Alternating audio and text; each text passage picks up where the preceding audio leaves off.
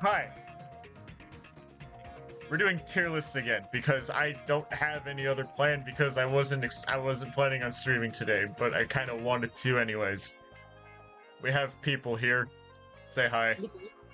Alright, so now that that intro's out of the way, what's up every guys? Jonathan Conathan here. Time to do today's Lucky Block Challenge. Remember to like and subscribe for more Lucky Block challenges. Today, This concludes today's stream. I hope you all die and trip on a rock. today, Play the outro I totally had. Great. Remember to like and subscribe. Hit that notification bell. This has been Jonathan Conathan, and you can go fuck yourself. What's up guys? Jonathan Conathan here. I killed my cat. I have a cat. Exactly. Look, we steal Sour's cat. We're not gonna kill Oreo. No, we are. we're stealing him. We're stealing him. Right. Stealing him. Wink, wink, nudge, nudge. I don't think we'd be very happy to hear about it.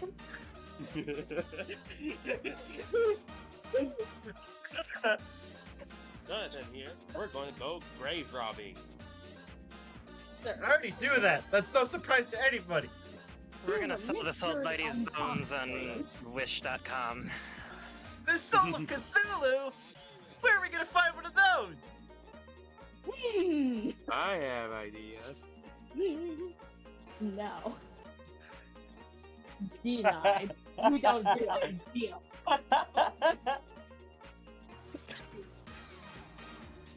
Off to a strong start, I think. Right. And like for once we have everything set up unless the window capture isn't gonna fucking work. Which it probably won't, because why would OBS ever agree with a single thing that anybody It worked. ever does?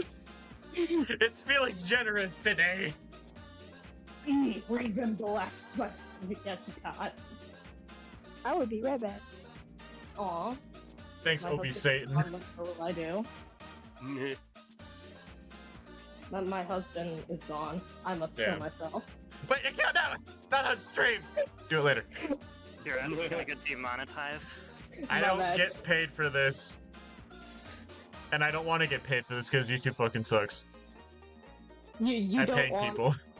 You don't want 1 cent for the millions of views you're definitely gonna get. No, I'm a greedy man and I want 2 cents! You're asking for a lot now. 3 cents. I don't know about that one. Chief. No. Yes. I want Alright. 3 whole pennies for my Alright. efforts. Alright, You have Google any hit idea Google how Hitman Division. We're gonna have to take this guy out.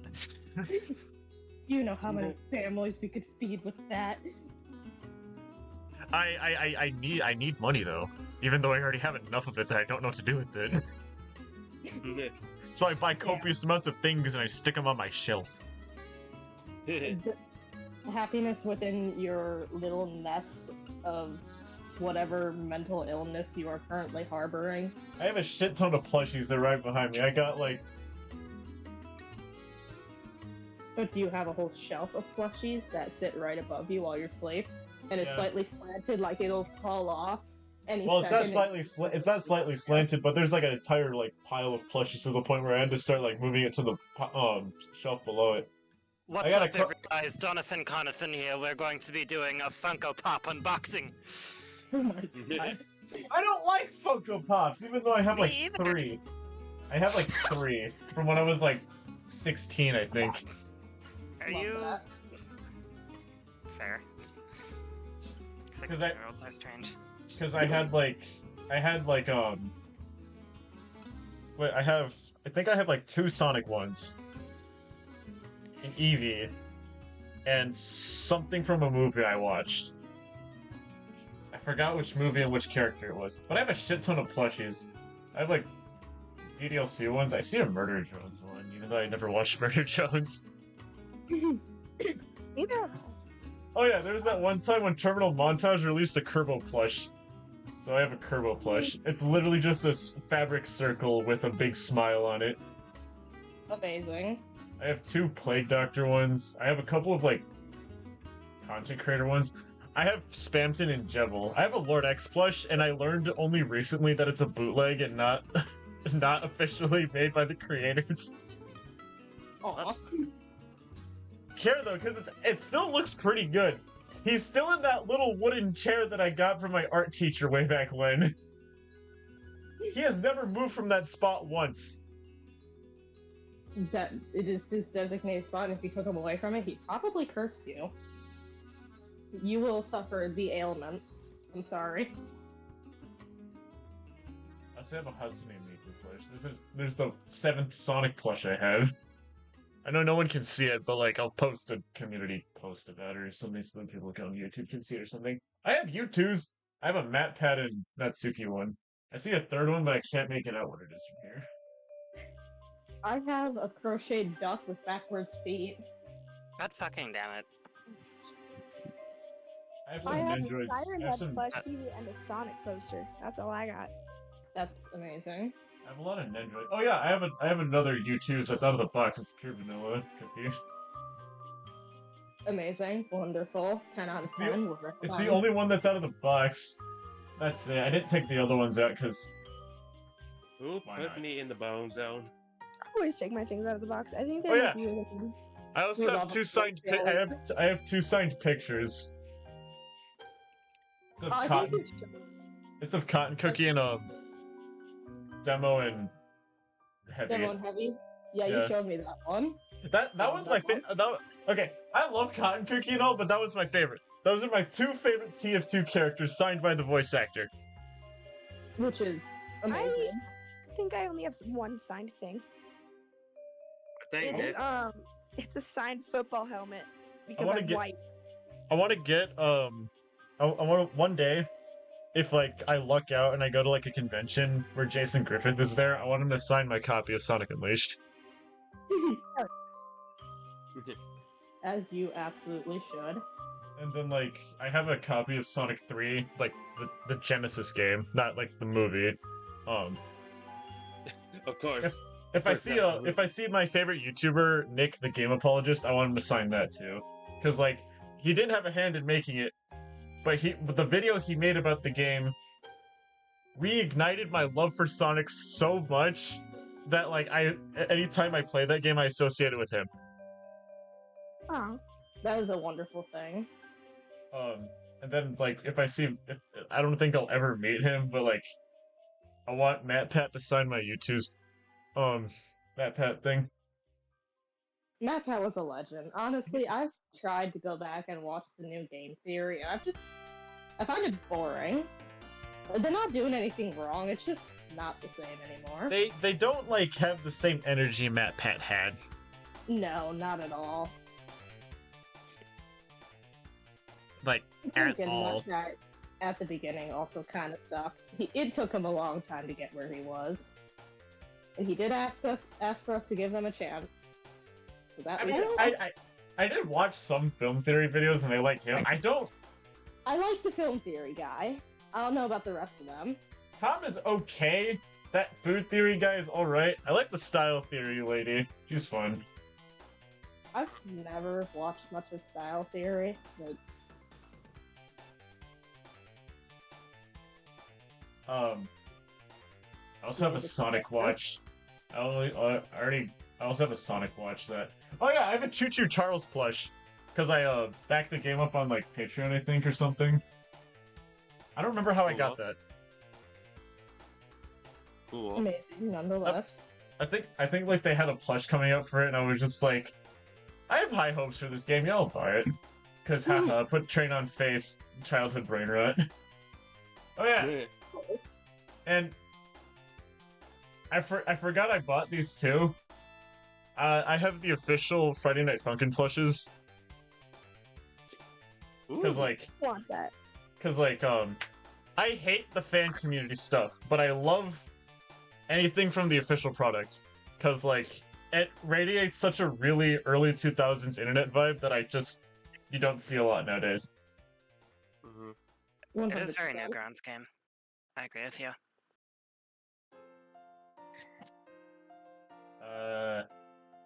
And then the two fan-made CRK plushies, so Pure Vanilla and Red Velvet, that I bought from... Our favorite boy failure. What was her name? Because, What is her like... name? Oh, yeah. She is not who you're probably thinking when I say her name. Her name is Cyril Biru.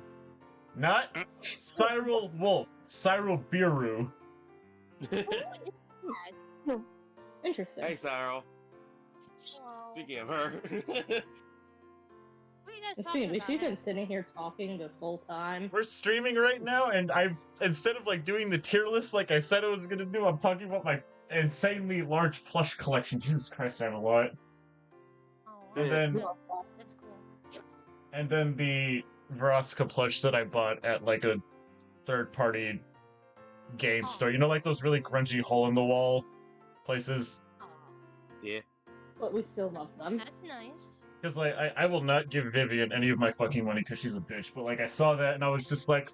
I'm like, oh my god, that's the character I like. Give me that. Oh my goodness.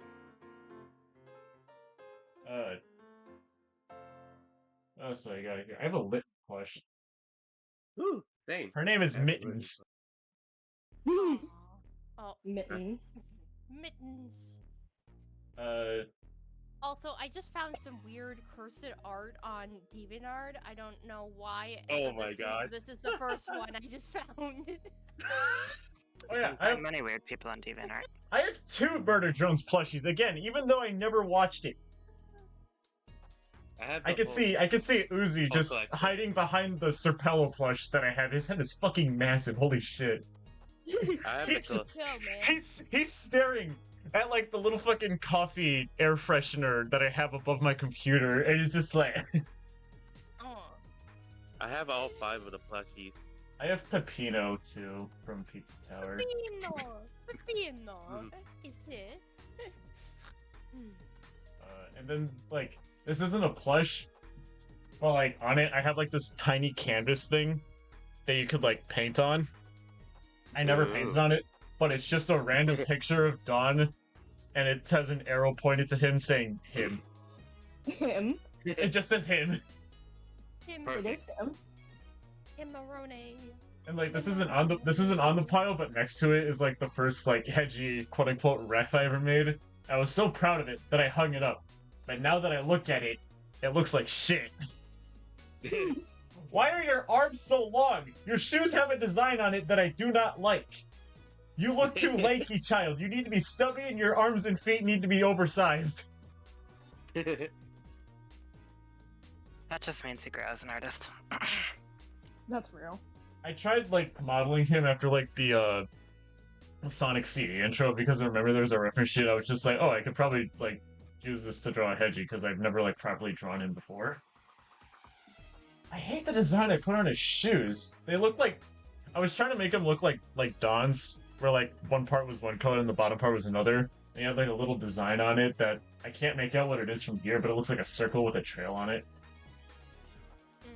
Cool. I don't know what it is, but like, oh, I don't like that picture anymore. Again, people on YouTube, and you guys have no idea what I'm talking about, but I'll take a picture and I'll post it in the server and I'll post it on the community tab so like people can see it. I look up from my thing and like, I also have another picture hung on a wall. It's not right next to the Hedgie, but it's a picture of my Sona next to a cut design of a masculine outfit design I had before I went for the little munchkin. The little guy. The little boy here.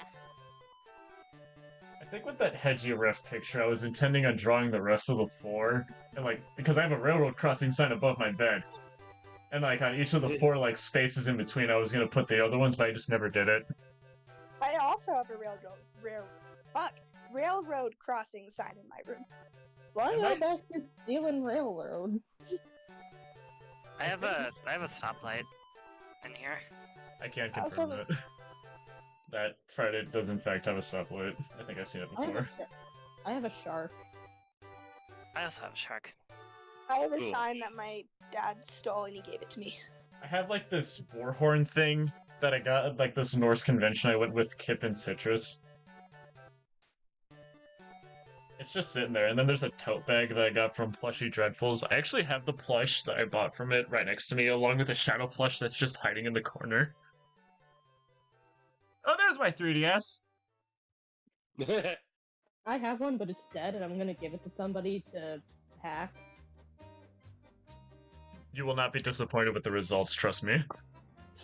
Yeah, we were talking about. I mentioned I have one. Like, well, the people who I have a class with, and she's like, "Give me $20 and I'll hack it for you." Like, fuck yeah! I'd pay $20 for that.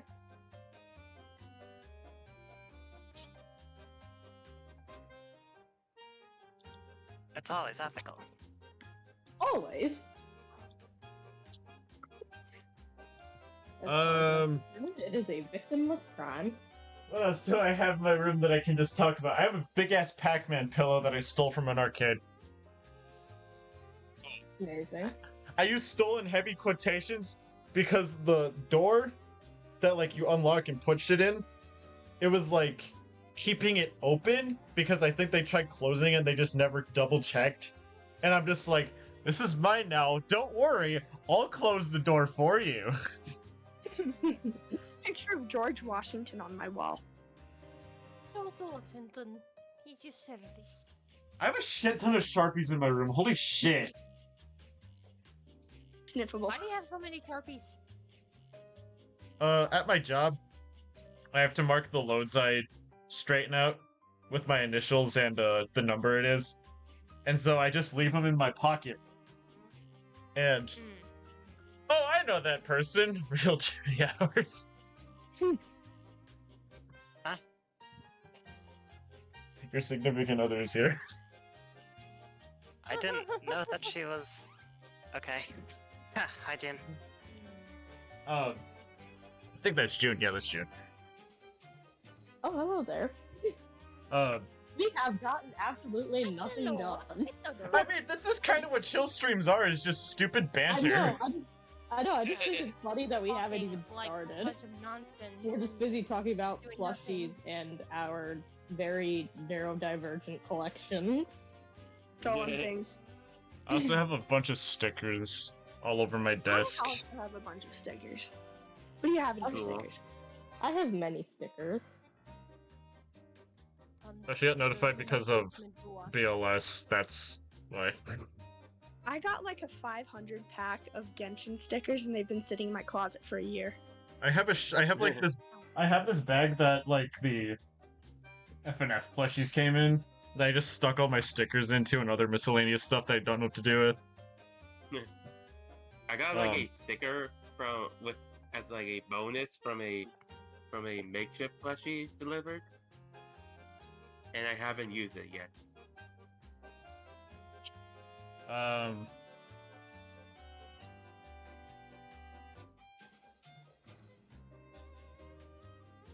I have a bunch of Nendroids, Sonic, Dragon Maid. I have Monica, and those things are expensive. They're like 60 to 70 bucks. Damn. Yeah, That's Like- crazy. seen. Like Sonic was like 50, Knuckles was like the cheapest. He was 30. Tails was the second most expensive at like 65. God damn. And I Wow. think Those are I- expensive. and I think Toru was like the most expensive. I think she was 70. Or was that Elma? I don't remember. I'm naming off characters that like nobody knows. Because like Yeah. nobody's watched Dragon Maid at all. It was the first anime I proper watched all the way through. I watched Lupin the Third now, and they have no Nendroids for that, and that makes me sad. I want the funny guy that has a monkey for a face. That's fun. It's such a good anime. They have a lot of. It's like Lupin's like Sonic in a way, where it's like a fucking roulette of quality, where you never know what you're gonna get depending on what you watch. Like you could have Castle of Cagliostro, like one of the best animated movies I've ever watched, and then you could get Fuma Conspiracy, where the voice acting and story is shit. Hmm.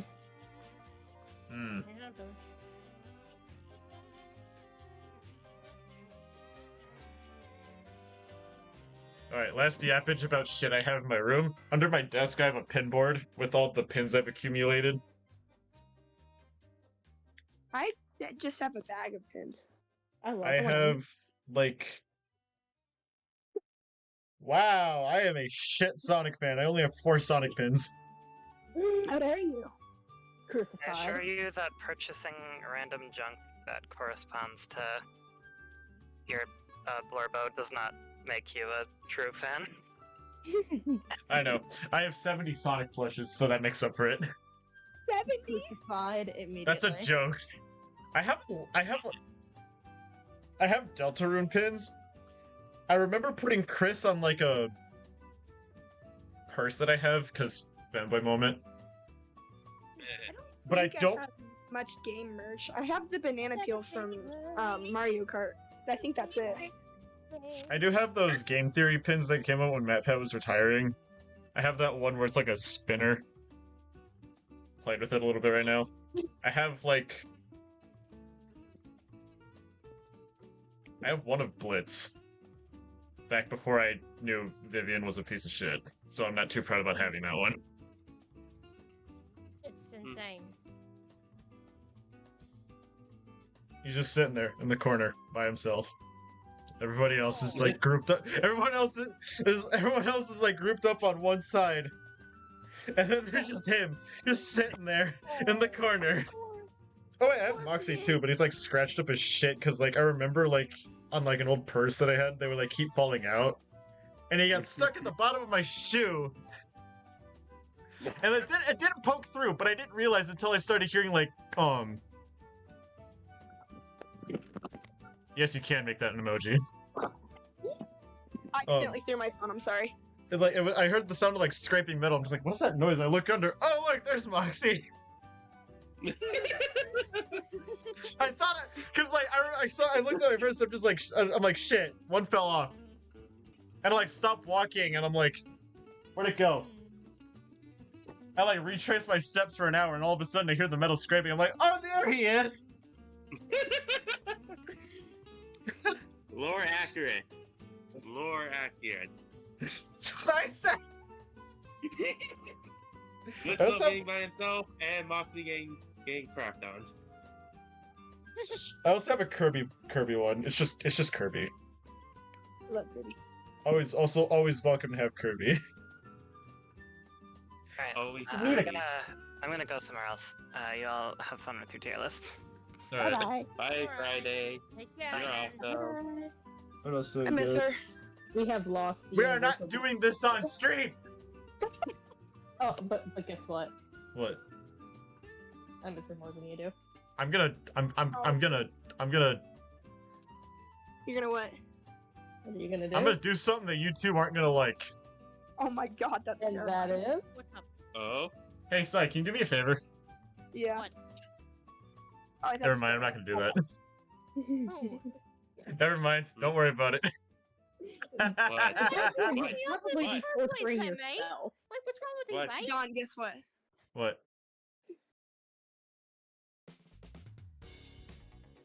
What?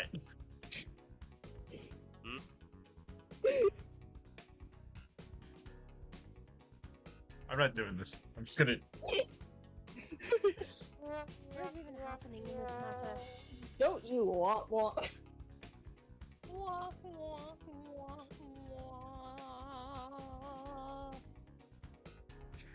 wah. Okay, now that we're done talking about random shit in my room, My favorite Let's topic. talk about somebody else's stuff in their room. no, we're doing tier lists. We've sat No, here long enough. How long have we been sitting here? The stream has been going An on hour? for 30 minutes. God Yeah. And we have done nothing. Yeah. Just talk about what you have in Oh, I your gotta go room. get some food. BRB, hold on. Okay. But I have a shark, and therefore I'm superior. I have two Finally. sharks. Well, I have Sharkle. 3 sharks. Shark. I also have a shark. Okay, Shark boy's 3. enough. Let us commence with the tier list. First one, classic Sonic songs. This includes Sonic Mania and Sonic Superstars 2. I will be judging each of the repeats from Mania as their own separate zones because they all have their own special gimmicks and shit. Fun.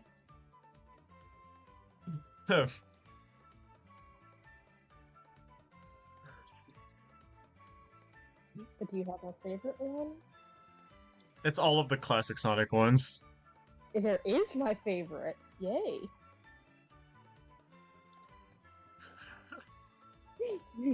Alright. Oh, I see one that I really like. Actually, wait. Well- Let's save this one. Let's do a TF2 one first because there's a certain joke we need to make later. Never mind, we can do it now. Hey! Yippee! We're Yay. starting off with classic Sonic Zone tier list. One. There's your second. I'm talking to my dad. Okay, so first up, Green Hill. This is kind of like the middle ground. It's Green Hill. Do Sonic Generations and Forces count? Not Forces. Okay, we're not doing those two.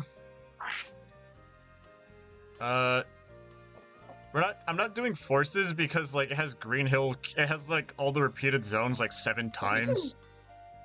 But if I had to rank them, Forces goes here, and Generations Act 2 would go here, and Act 1 would go here. So Green Hill's kind of the middle ground. It's fucking Green Hill Zone. It's iconic, it's great, but like it's Green Hill. I kind of like it's like okay, like earlier when Miss Friday was talking, it's like if you eat chocolate every day, it's like going to like the same amusement park every day and you're just like sick of it. I can personally confirm that it's boring, as someone who lives in Florida. I don't like hate it. I love the aesthetics and I love like when they get creative with Green Hill. But like when they don't get creative with it, i.e. like using the same version of it from Generations, it kind of gets lame after a while. Yeah. It is But, a like- classic, though. But like on its own, like Genesis Sonic 1 Green Hill, it's very standard, it's very beginner friendly, it allows you to get a grasp on the mechanics, which is what a good first level should do. Again, but at the end of the day, it's Green Hill. I still think to this day that the original Genesis cover of the theme is still like my second favorite. My first favorite rendition of the theme is Green Hill Act 2 from Generations. I love how upbeat and fast it is. Marble Zone.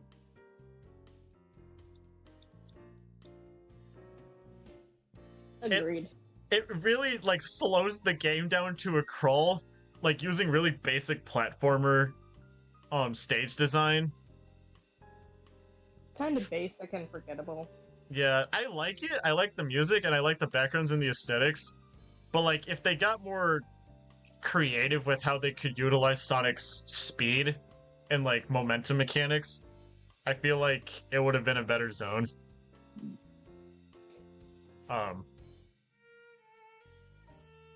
Spring Yard? Also I B mean- tier.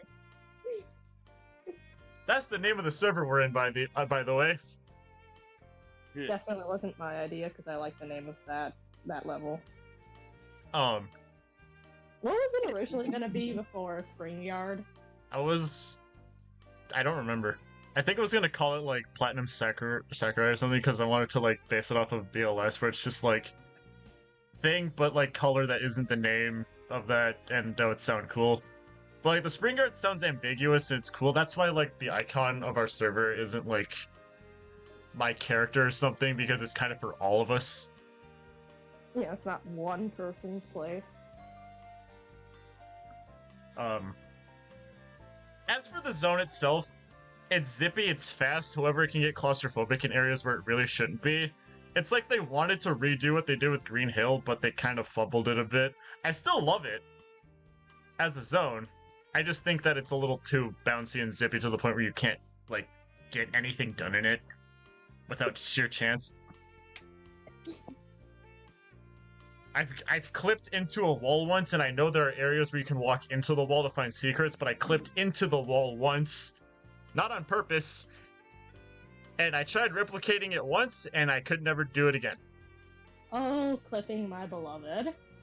And now it's time for my favorite zone of Sonic 1. That's right, baby, it's the labyrinth! If that went anywhere else, I would have just eviscerated you on Charles' the favorite spot. level. Favorite zone. The best zone. It's the best. It's like it's. Let's turn on the music, kids. If you can hear it. Hardly. I like Labyrinth Zone, but I also hate it at the same time. But it's the kind of love-hate relationship where you just put your arm around it and you're like, God damn it, you're hard to love, but you're even harder to hate. The love-hate relationship. I love this zone because of how punishing it is for people who do not pay attention to it. They rush their fucking heads through it so goddamn fast. They don't do this really fun thing called taking your time. And you get fucked up.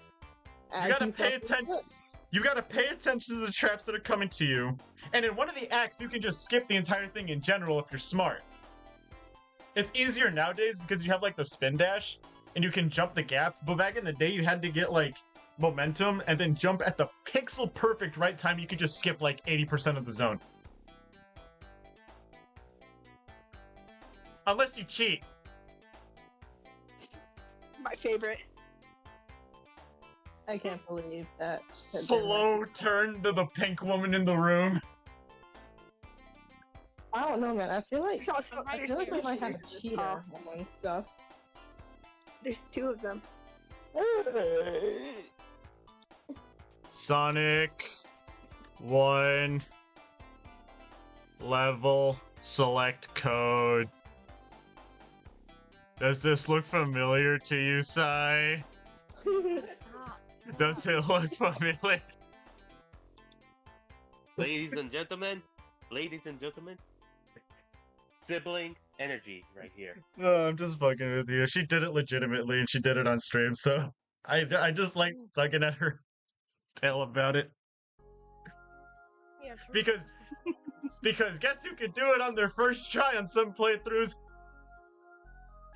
Oh my god. Again, the biggest tip I can give to anybody who's doing the labyrinth for their first time is take your time. And that's what I did. I took my time on this thing, and then it's just. On the second attempt, that's what you did. No, I didn't. You did. No, I didn't. You did. Sibling I have energy. this about this. Until we die, I'm gonna lose it. Oh, I can stay here until we die. I am very stubborn. Yeah, sure. Alright, Starlight Zone gets an A. It's like Green Hill, except harder, where it's zippy. It actually uses Sonic's momentum mechanics to its advantage. It's also very nice vibage. But Labyrinth still beats it out. Labyrinth Zone is like... I want to talk about it just a little more. Labyrinth Zone is also pretty good to me because, again, I like the aesthetics of it. I also really like the music. It's my favorite tune in the entirety of Sonic 1. Come on. It's okay. I'm not going to, but alright. But in my opinion, the real hardest zone in the game is Scrap Brain, but I still like it. Above Starlight. And also, it has the Labyrinth Act 4. Oh, the sweet sounds. I'm gonna wait till she comes back to say this. I love Scrap Brain, cause like, it's so hard, yet it feels like you're actually being punished for, again, rushing your face through everything and then just expecting that to work. Like Green Hill, Spring Yard, Marble, Starlight, they reward you for doing that. Labyrinth and Scrap Brain don't. It's like, you gotta pay attention to what's happening, or else you will die, you will get a game over, and depending on the version you are playing, you will go back to Green Hill, and we will point and laugh at you as you go back. That's like, it's your own fault.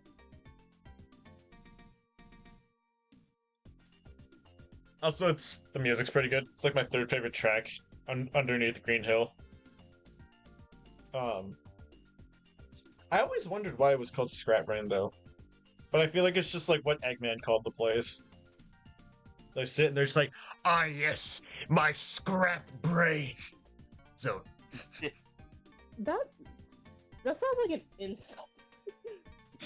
Or maybe it's like, actually under that context of what you just said, maybe that's what Sonic called it. Maybe. You scrap brain. I feel like that's something you'd call somebody stupid. And of course, we can't forget the best part about Scrap Brain Zone. It's Houses Labyrinth Act 4. Here's a fun fact. That wasn't intentional on the devs' part. They just did it because I don't remember why, but I think it was like a glitch or something, or like they had like an entire extra zone for Labyrinth Zone. I think that's how much they wanted players to get punished by Labyrinth Zone, because originally it was gonna go Green Hill and then Labyrinth Zone. That would have been rough. But they legitimate, like, I shit you not, this just shows how notorious Labyrinth Zone is. They said, this zone is too hard for a second zone. We should put it further down. Yeah, and I can understand why that is. It's still here, as it should be. Because, like, how it was gonna go is that it was gonna go, like, Green Hill, Labyrinth, Marble, Spring Yard, Starlight, and then Scrap Brain, because it was gonna go from, like, natural to industrialized. Or it will go something like this. Green Hill, Labyrinth, Scrap Brain, Labyrinth, Starlight, Labyrinth, something. Like, freaking imagine that they do that in every single one of the time. That's just ridiculous, man. Like, freaking Labyrinth. The funniest part of that Sonic Origin stream was the part where you realized that there was another Labyrinth Zone, and I was just fucking dying. I'm not gonna beat around the bush. It was the funniest shit in the world. I hated the levels. I don't need to explain why, I just hate them. Welcome to water physics. Shut your face! No. Sibling energy. Alright, Palm Tree Panic. We're getting into our Sonic CD now. Listen, I just like the music, okay? I like the music too, but as a zone, it feels just like Green Hill. But, like, actually, no, I'm gonna put it in C tier. Because, like, it's Green Hill. Wait, huh? Hey, Donathan, you wouldn't mind if I tell you the first Sonic game that I have ever played, are you? Sure, go ahead, Dark Sonic Roar. Yeah, it's like Green Hill, but just with palm trees. They stole the palm trees. No, the layout of Palm Tree, and, like, CD in general, has a more... Hang on. I'm stupid and I don't know the word. Silver Buffalo. Has a more vertical layout compared to Sonic, 1. A lot of people's first Sonic game was Sonic Dash. I mean, I feel like a lot of people nowadays, their first exposure to video games was mobile games when you think about it. I think mine was just the first Sonic game. No, it was a long-ass time ago, and I didn't get past the first level because I clipped into the fucking wall. I still do not know what happened, or how you managed to clip in Green Hill Zone! I don't know, but I did, and it pissed me off so much that I just never played another Sonic game again. Damn. I guess I actually remember my first Sonic game. It was on the DS, I remember. Mine was Sonic Chaos, and before somebody calls me like 70, I had Sonic Mega Collection Plus for the PS2, and like from that point, I played like Pac-Man, Mario, and a lot of the like pixel art era. And I looked at Chaos, and I'm just like, oh, this must be a good one because it kind of looks like Mario 3. It wasn't terrible, but it wasn't great. I grew up on Mario games. That's mostly what I was exposed to Sonic 3 and I had a blast. Yeah, blast, man. Sonic and I think- Pokemon games are what I grew up on. Okay, I think I remember the name of the game that I first played that is a Sonic game, which is I think I played Sonic Rush. Ooh, that's a good first Sonic game. Yeah, I remember having fun playing it. That's where the boost formula came from. The only mildly Sonic-related game that I actually played, like, without getting royally pissed off by clipping, but was Mario and Sonic at the Olympic Games for the DS. I was Mario is not cracked joining at in that the game Olympics. for no good reason. Anyways, back to the tier list. I can always vote for these guys. I mean, why can't they have their own official crossovers, but that doesn't involve sports? You know, so I ask myself that every time I lay in bed and stare at the ceiling, along with many other things. But that's the biggest one. A Mario and Sonic crossover game would be fucking sick. And that Nintendo, I feel like Sega wants to do it, but Hey. Nintendo's like, we hate fun over here. We hate fun. We hate fun. And you guys want to do something that's fun, so fuck you guys. Fun's illegal. Shut Nuh-uh. down fun. But like, anyways, Collision Chaos. It's like Spring Yard Zone except worse. It's the one Sonic zone other than Doomsday Zone, but that doesn't count. It's not even on here, but if I were to rank it, it would probably be around S tier because it's such a good zone. I actually love it. It's the only other Sonic zone that is not named after the environment. Oh yeah, that conversation we were having this morning. We'll get to what that conversation is in a moment. Indeed. For I have words. It flings you all over the place way harder than Springyard. And you have it is so fucking annoying to track down the robot generator because of that. Therefore, you might as well just go after the time stones if you don't have the patience. If you want the good ending, cause what's the point? Because after that, you just go through all the zones like it's nothing. True. I like the music. I like the music though, but it's just like the fucking. It's just the layout and like the gimmicks of the zone that kind of kill it for me. All right, Titled Tempest. It's pretty good. It's another water there. level. It's essentially CD's Labyrinth Zone. Love that. Thinking about Sorrow Stream again. That was a funny reaction. Oh, back at the fucking building again! Just the complete anguish in that voice. I didn't laugh as hard though because like Sonic CD was kind of that elusive game to me growing up. I knew it existed, but like I could just like never find a way to play it until like the mobile version. I got the mobile version on like Kindle Fire, I think it was. Oh my god. Kindle Fire. The memories. And like I kind of feel nothing for it, but like I have a funny story connected to it. I was putzing or okay, so this involves Senran Kagura of all things. And like in a menu, there was a part of a song that sounded like Titled Tempest. And like it's because like one of the Senran Kagura games had a VR mode that I wanted to fuck with, but it wouldn't work on the fucking Steam VR because the port is fucking broken apparently. I was gonna make like a fucking bit that I was gonna post on YouTube for it. But like the entire time, the music, there was a certain part that sounded like a part from Titled Tempest. I will make a short video about it later. So people know what I'm talking about. But like, when I was sitting there, I'm just like, wait, Title Tempest Zone, is that you? I remember talking to Sour, and I was just like, I'm not going nuts here, am I? You hear it too. And they're like, yeah, I hear it and I hate it. Valid reaction.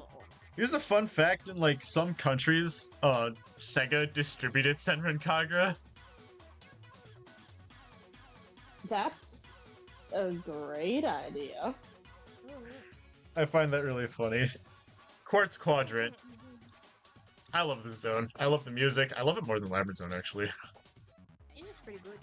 I love it. It's so pretty looking. The music is great. I love the Good Future theme so much.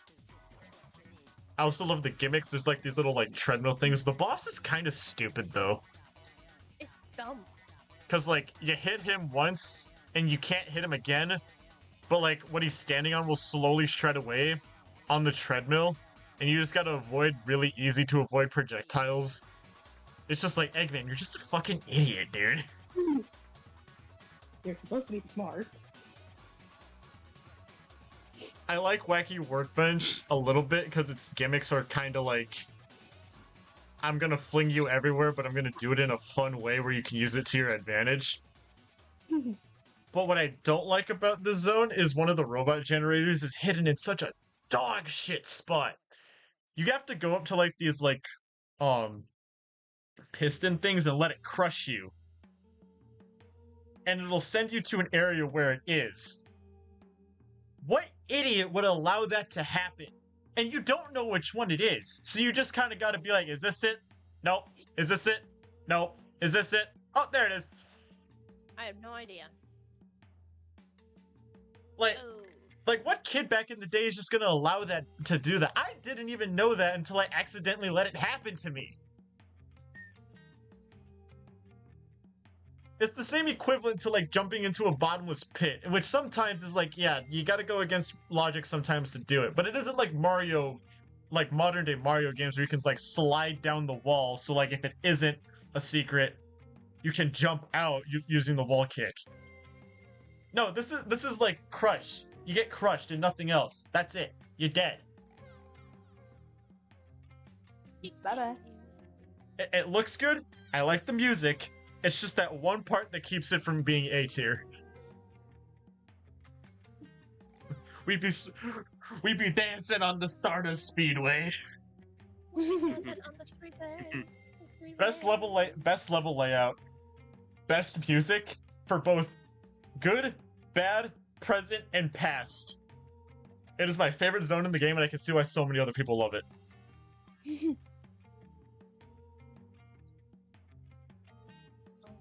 All done with this. It's Scrap Brain Zone, except just more Yeah. flinging you all over the place. The music's great though, I love it, but it's not as... My favorite track of all of them is Good Future, and I love the way it looks. It's so pretty. It's so pretty looking. I do not know how Sega made a 16-bit games look so fucking gorgeous. They just do. Magic. Oh my god, they make him look so good. So that's Sonic CD. What I think about the game and overall, because I barely ever talk about CD, like in anywhere. Like I'll talk about 1, 2, and 3, but I never talk about CD. It's kind of like that weird sibling of like a group of like 4 siblings. It's kind of like that weird one that like is into niche shit. Just like, you guys want to see my nailed on bug collection that I enslaved these poor butterflies for? It's like that one.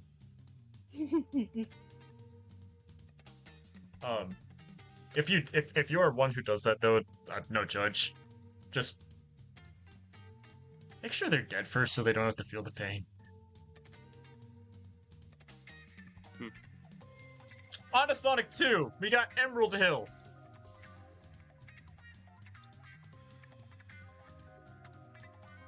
It's just Green Hill, except it looks different. The music's actually, wait, you gotta put it above Green Hill. I do like it more simply because of the music. It's so upbeat, it's so bouncy, it's like, yeah, hell yeah, another adventure.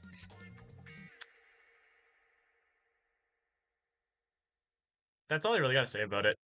Fun fact, you can get all the Chaos Emeralds in Emerald Hill before going on the Chemical Plant. And you can just and if you're that good, you can just Supersonic Blitz through the whole game. I can't do it because Sonic 2 special stages are fucking bullshit. But like, if I was like that good, I could just go through the entire game with Supersonic and like not bat an eye at the rest of the game. Because you know I am the Sonic guy, and I'm super good at the games. Kinda. I'm not a speedrunning master, but I know a lot about these games, so yeah, I'm a nerd. Chemical Plant. Hey. I love how these all follow a theme so far, except for CD. Where it's like water level that's kinda terrible. Tidal Tempest is not that bad. I like Chemical Plant because its music is pretty good. I love the aesthetics. I thought this, when I was younger, I thought the city in the background was on fire. I don't know why, I just thought it was.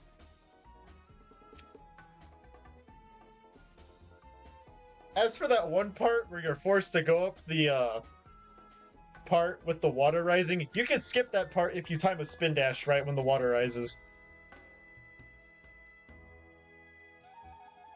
I don't have a story about Sorrow's stream because she got past that part pretty nice. I was kind of like, well, damn, there goes my chortle. Oh man. She didn't even fall in. Sad days. Aquatic Ruin. Another pretty good water level, but you can like skip the entirety of the water parts if you're smart enough. If you stay on the upper path. Not a lot of people can do that though. Because again, if you ram your face forward, you will fuck up. You will cry. And I will point and laugh at you as you drown. It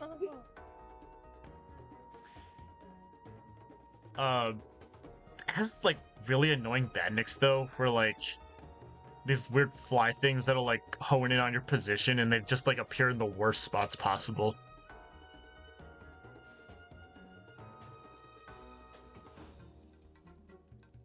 Trying to think of anything else to say about it.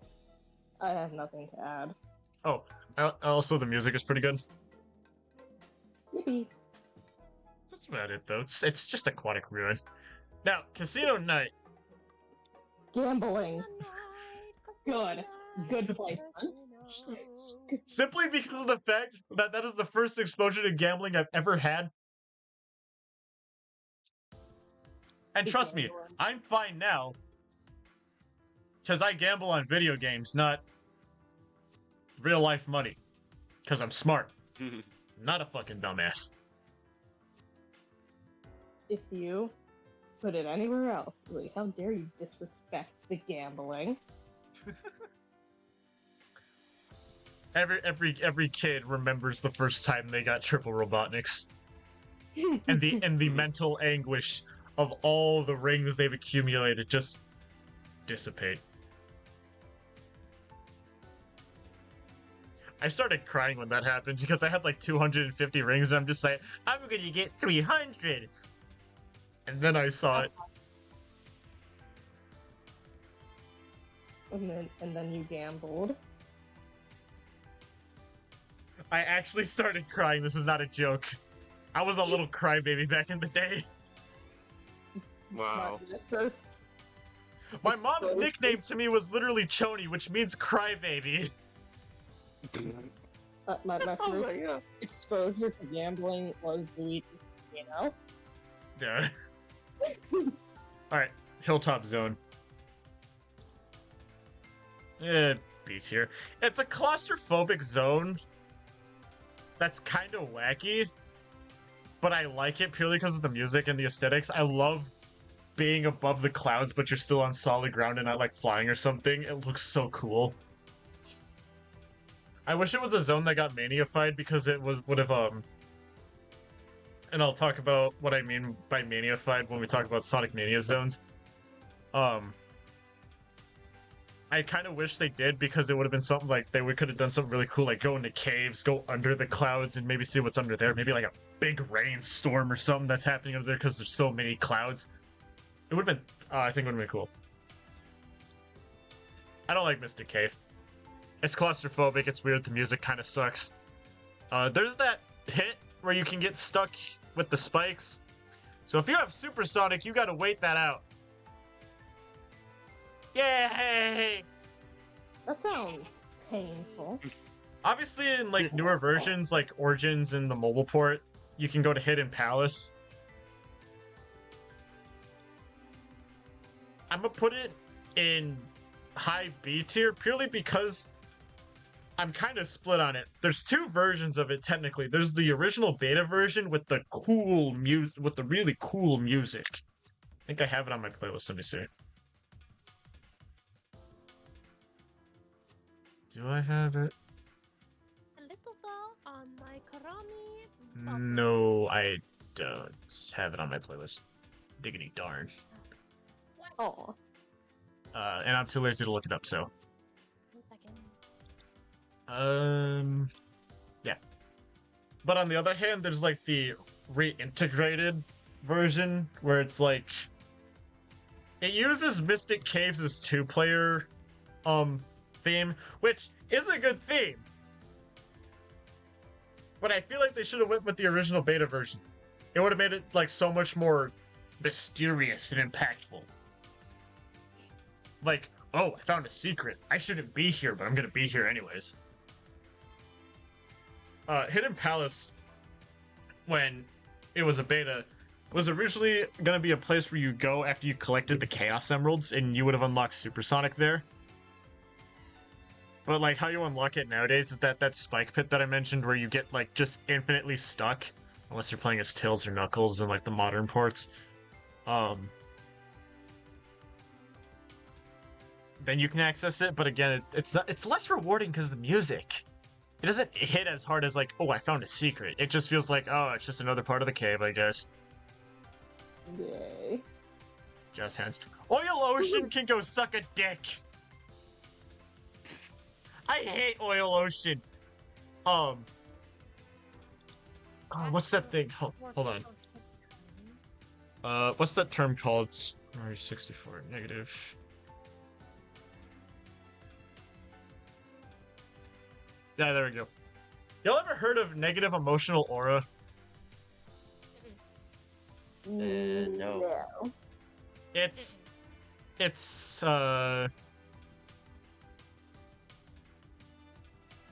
okay.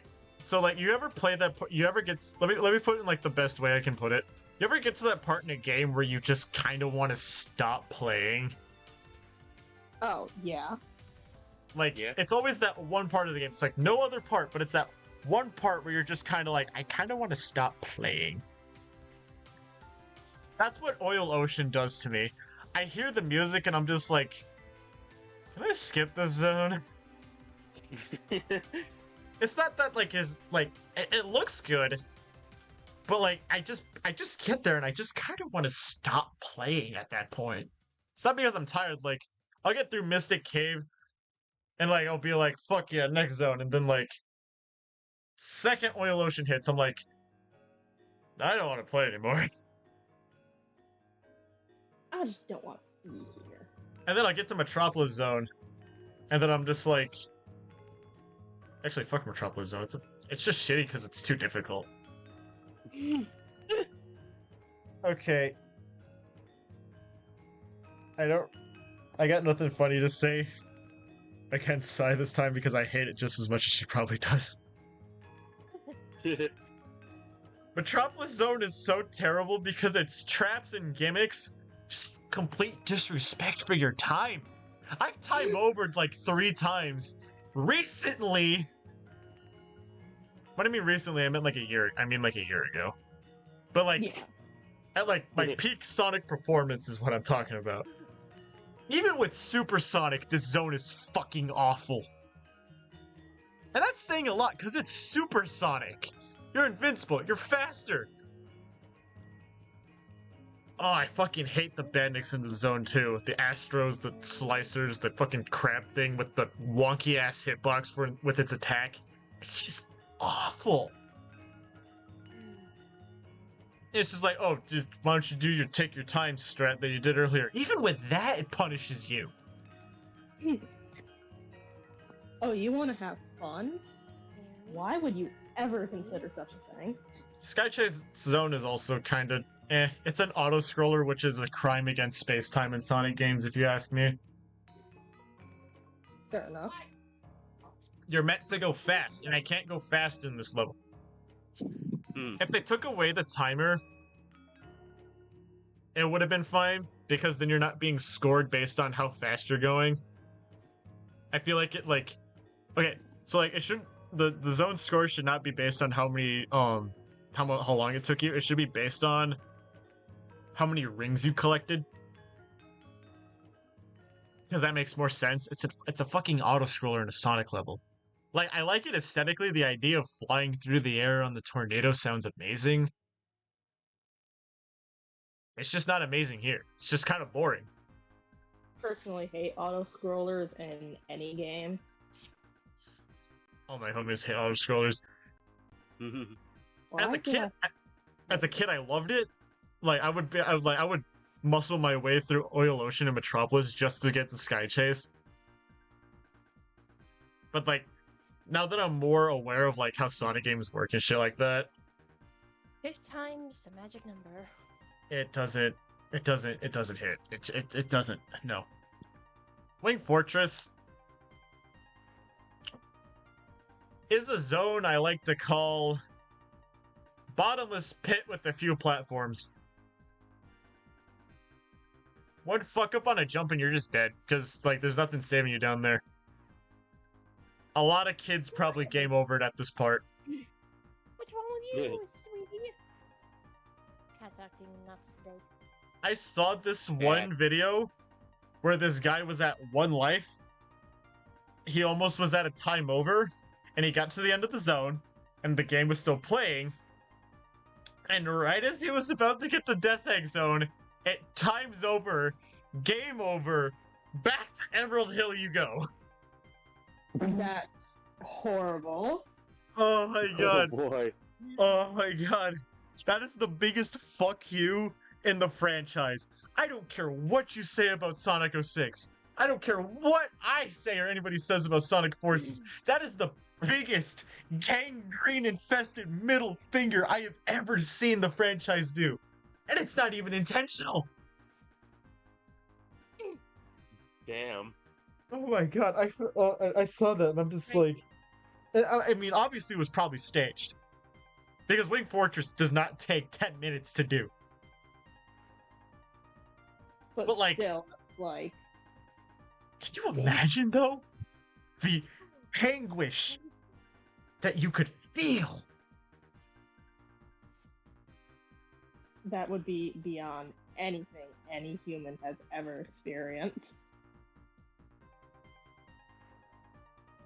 Be insane. I cannot imagine that. Cannot imagine that. Ugh. Anyways, on to Angel Island Zone. It is probably the best out of the first natural area zones from, like, you know, Palm Tree Panic, Green Hill, Emerald Hill, shit like that. There's a lot of hills.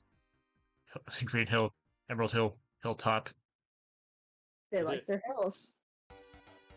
Mushroom Hill, which we haven't gotten to yet. Mushroom Hill. It can make its turn. So, I love it purely because of the zone transition. I love how, like, you don't even get through the first act, and Eggman lights the place on fire. He carpet bombs the fucking place the moment he realizes Sonic is on the island. He's just like, nah, fuck it, we ain't taking any chances. Light him on fire. And then there's just Knuckles like, why? I didn't do it. It was the joke. You know, it's Clearly. everything to the hedgehog. You do realize that, like, you just burnt down my home, right? I didn't do it, Knuckles. It was the hedgehog. Clearly. Oh, it was the damn hedgehog, man. You gotta believe me on this, man. It was, those are his robots, but you make robots. Shut up.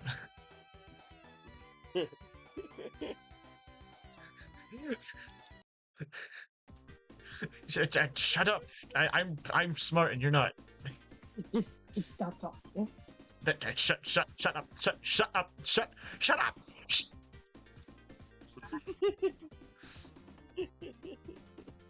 Yeah. Also, I like the aesthetic of Act 2, just the entire place on fire. And I'm playing the music right now because it's my third favorite track in the game. Just gonna. Everyone shush. Just get my favorite part.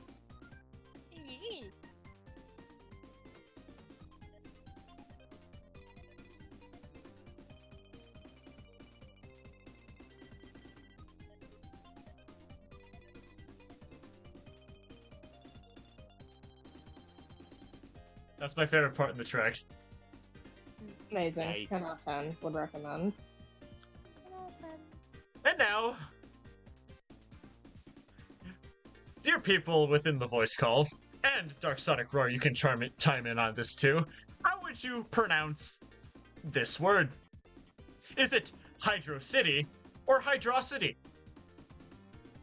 Hydrocity. Yeah, you did. Hydro City? You know what? For that,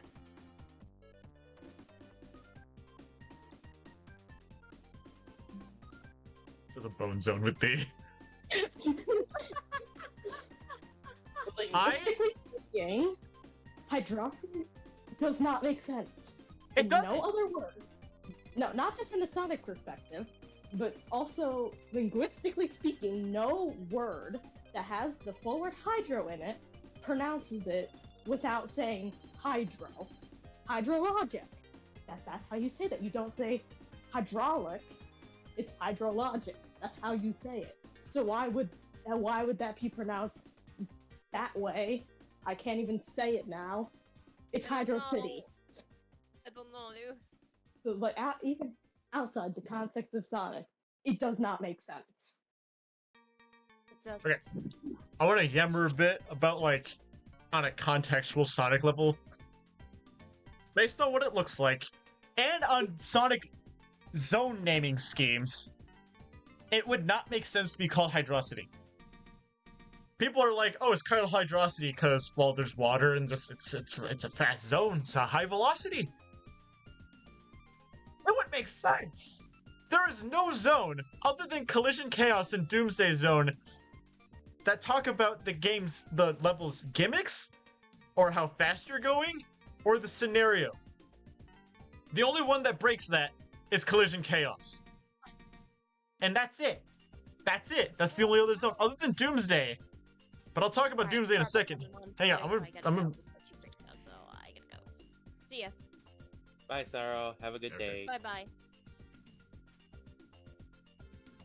I'm gonna put Doomsday Zone in this tier list because I I like thought it Doomsday was Zone. in the tier list. I I'm think sure I saw it. Let me look No, again. it's not in here. I might be schizophrenic.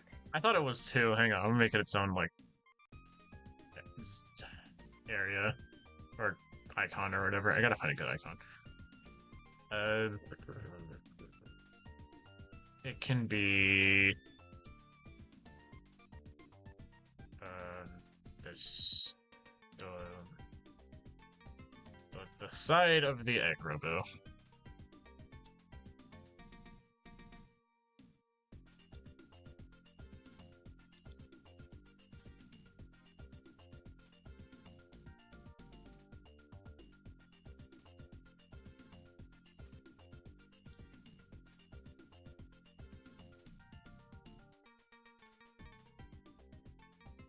I like this song.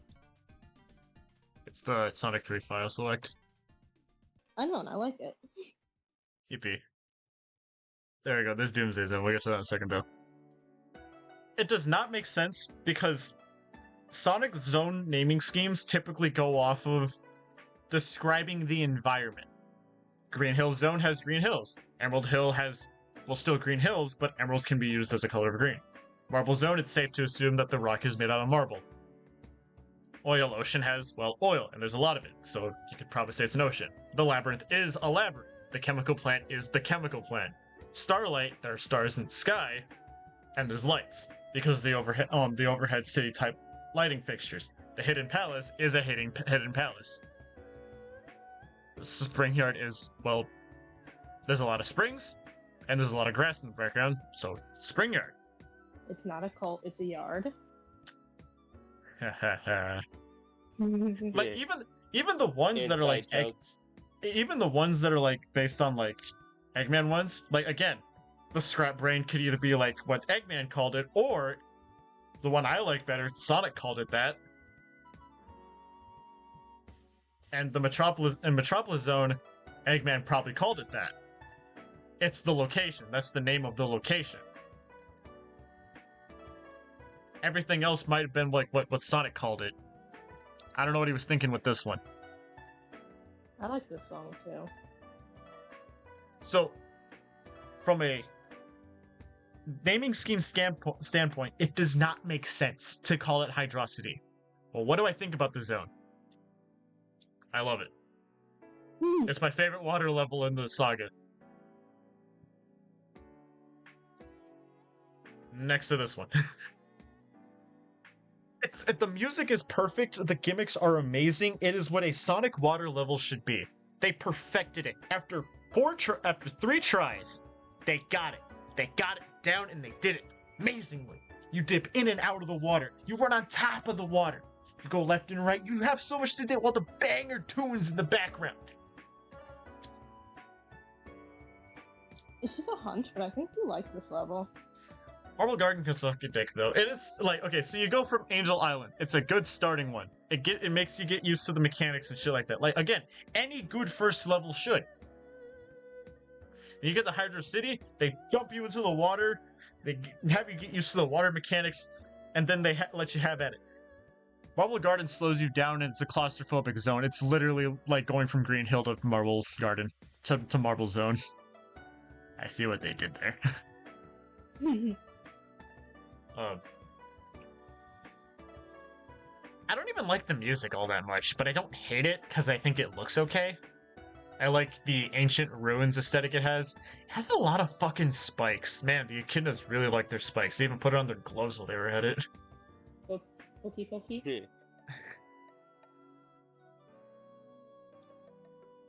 I like Carnival Night for its music and its aesthetics, but its gimmicks kind of kill it from being A tier. Fun fact, this is one of the levels that Michael Jackson composed the tracks for, and it's why it's replaced in Sonic Origins, and it's one of the reasons why Sonic 3 took so long to be re-released. Huh. Interesting. I like the replacement version of it if they use the right instruments, but they didn't, so it sounds like a Sonic 4 track, which I like Sonic 4's sound font. It sounds really bloopy and weird, and I think that's a charming about it, but like the way they did it with Carnival Night is not good. Same with Ice Cap, but we'll talk about Ice Cap in a second. Wait your turn. Other than that, I got nothing to say about it. It's one of the only few, like, nighttime, it's a party levels, kind of like Spring Yard, Collision Chaos, Casino Night that doesn't include gambling. I know Casino and Collision Chaos technically had gambling in it. Pachinko Machine. Well, it's not an exact pachinko machine, but like it's inspired by one, so I guess it counts. Close enough. But if you want to gamble your heart's away in Sonic 3, there's the bonus zone, which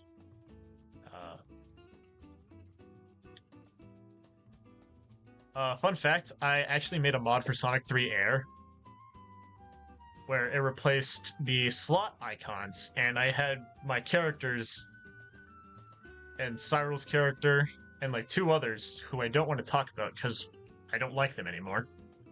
Blue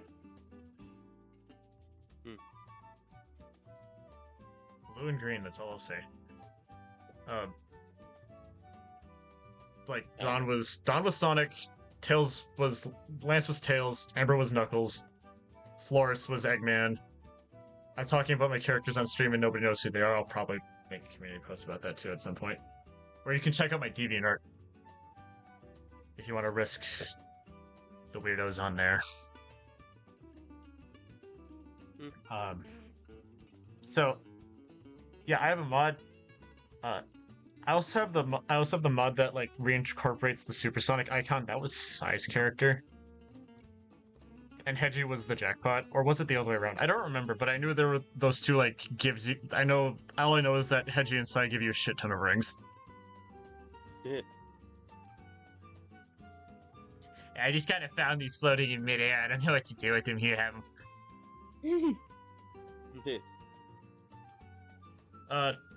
Ice Cap.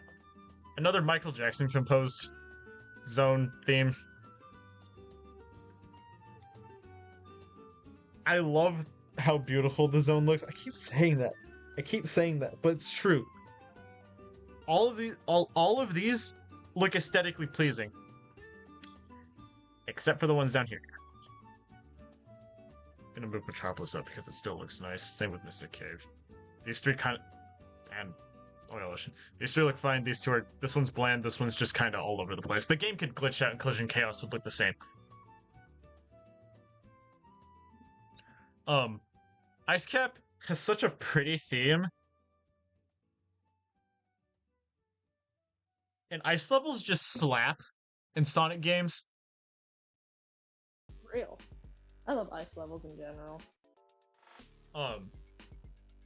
So it's also just a fan favorite in general. Fun fact that I want to give off so it's not just like repeating the same thing. Sonic and Knuckles, like, their campaigns are different. The zone transition for this one is different. Knuckles takes a teleporter that just so happens to be in Carnival Night. Apparently the echidnas were that advanced.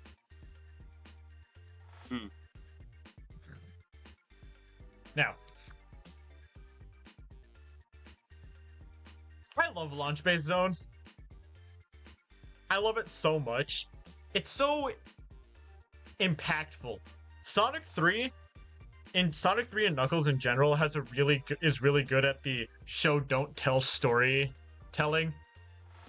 Where like you look at how the zone transitions work, what the background is doing, and other mini cutscenes where the characters do not utter a single fucking word. And you still know what the plot is and you're still invested. Launch Base Zone does that so well. In Act 1, you see the Death Egg in the distance. You see it's almost built. Your destination is right there, and you gotta be quick. You gotta get there. You cannot let that thing take off. In Act 2, you do not see it in the background anymore, but that's because it's right in front of you. You are making a direct beeline for this thing. And once you get there, once you fight Eggman, and you get in his Eggmobile, Knuckles eats shit and falls in the water. It's taking off. You're just in time. You need to take this thing down here and now. And you do, and that leads you to Mushroom Hill. I like Mushroom Hill. Do I have the music for Mushroom Hill? Because I want to listen to Mushroom Hill's theme right now. Specifically Act 2. I love Act 2. If not, please tell me I have it. I don't have it. What's that face? Fucking, I'm adding it. Hang on.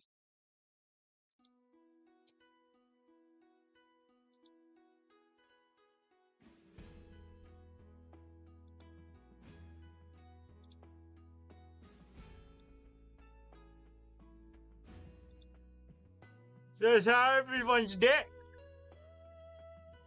Doodling at the moment. Fuck yeah. Be getting silly with it. Fuck yeah.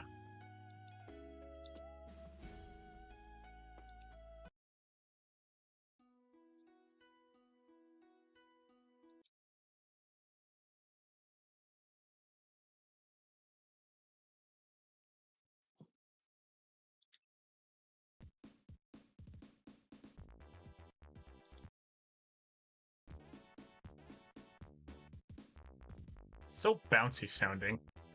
It is. And it works! Because you can bounce on the mushrooms, and that's the main gimmick. That's one of the gimmicks of the level. They don't really do anything, it's just like... I guess you get like 4 rings in certain areas. There's also these pulley things that don't really contribute all that much. It's still a great zone.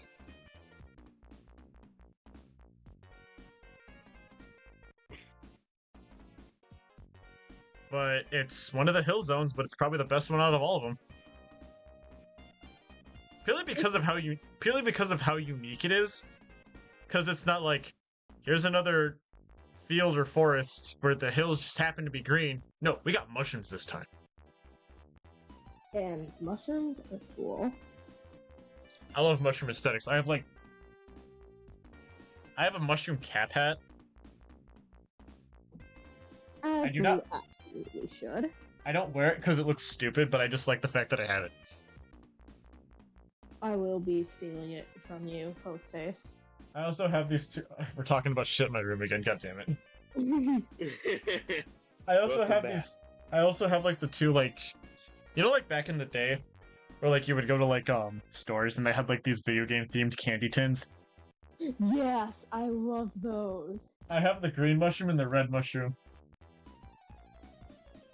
That's amazing. I have the star. And like in one of my Minecraft worlds, I have this mod where it has like these little tiny mushroom girls in it, and I have it purely because I like the little mushrooms. They're so cute. They say hi to you and they giggle a lot and they're adorable. I love that. They even have little That's animations where they wave to you. Cyril's OC Violet is a mushroom I know. She's my second favorite of hers, and I like writing for her. Her and Hedgie are best friends in my canon. Hedgie casually walking up to the clearly dangerous person and being like, hey, you're my friend now. We love him for it, though.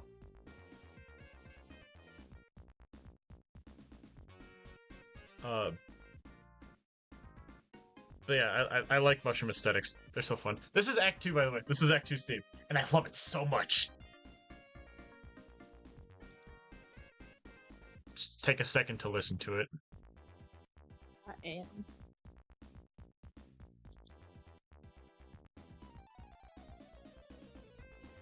No, I'm just gonna pull up a playlist of Sonic Zone music. Hang on. Sonic 3 OST. We're just gonna go zone by zone. That's the opening for Sonic. There we go, Act 2.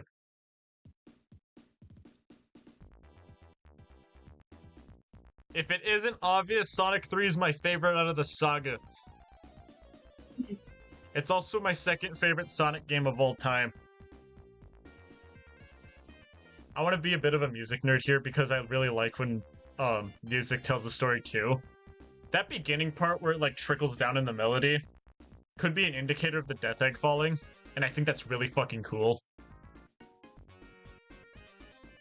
That would be incredible. Just sound design.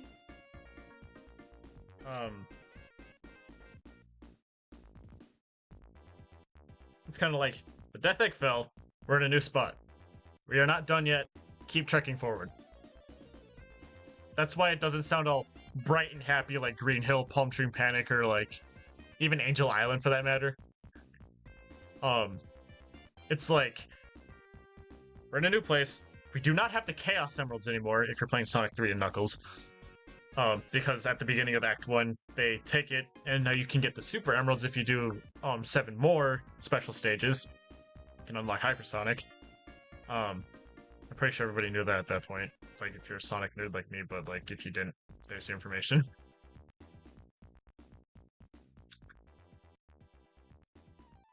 And now we get on the Flying Battery. This is my favorite zone in the classic saga.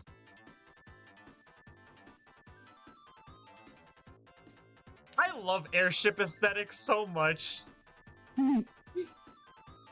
Really?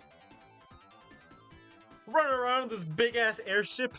Act 2? Actually, no, I'm getting ahead of myself. Act 1 is so good. Because, like, it zips you all over the place. You get the fucking the monkey bar things. Walking across it, this is the bottomless pit. It is what Wing Fortress was, but 10 times.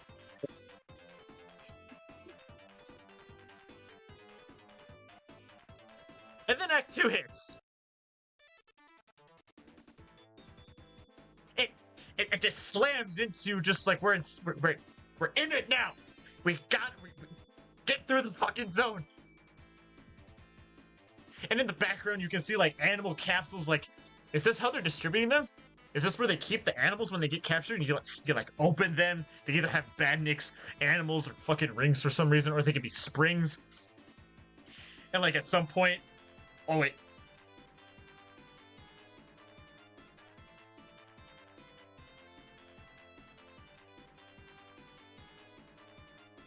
I need my favorite part of the fucking zone theme to kick in. Okay, I'm vibing to this right now. Like certain part where you're like zipping forward when like the hit of the music comes through, and it's just like fuck yeah. I'm gonna be doing this again later, and you probably know why. Yeah. Oh, there it is again. Just It is my favorite track in the saga. Oh my god. It's my favorite. Like, a lot of people don't like it, and I don't know why. It's just like, oh, it's because there's a lot of like slow-paced waiting areas. Yeah, but that makes the speedier parts that much more special. Like, when we get into it later, I'll talk about why Mania's version of it is like amazing. But like for now, it's like, again, it's my favorite. I love airship aesthetics. I love the music. Oh, it's the peak of Sonic 3. Well, the end Knuckles half. But then it's immediately followed up by, the worst level.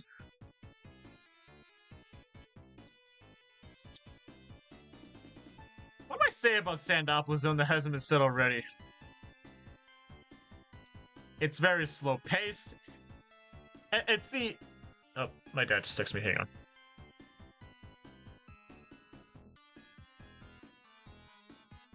Old man Conathan says, it says, Ola, did you go anywhere? It's snowing like hell outside right now, Dad. Yeah. It's dangerous to go outside. Take this. It's just a can of watered down G Fuel. Whoa. It's gonna taste like shit.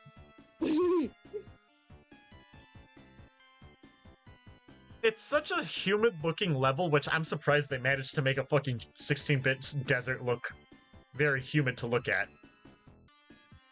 The gimmicks are kind of annoying. The badniks are kind of just eh. Like, you go from like fucking peak airship level to shitty desert level. Act 2 is no better. I mean, aesthetically it looks great, but like, it's still just as slow, and like, there's a part where you can get stuck in a loop if you're just trying to gun it forward and not thinking about what you're doing. And I end up in that spiral a lot because I just want to get out of this zone. Oh, you want to leave? You don't get to do that. Trust me, it's not as bad as Oil Ocean, but if you want Subway, don't really like Subway all that much, but I'll take a it's a chill stream, I gotta do this to make it funny.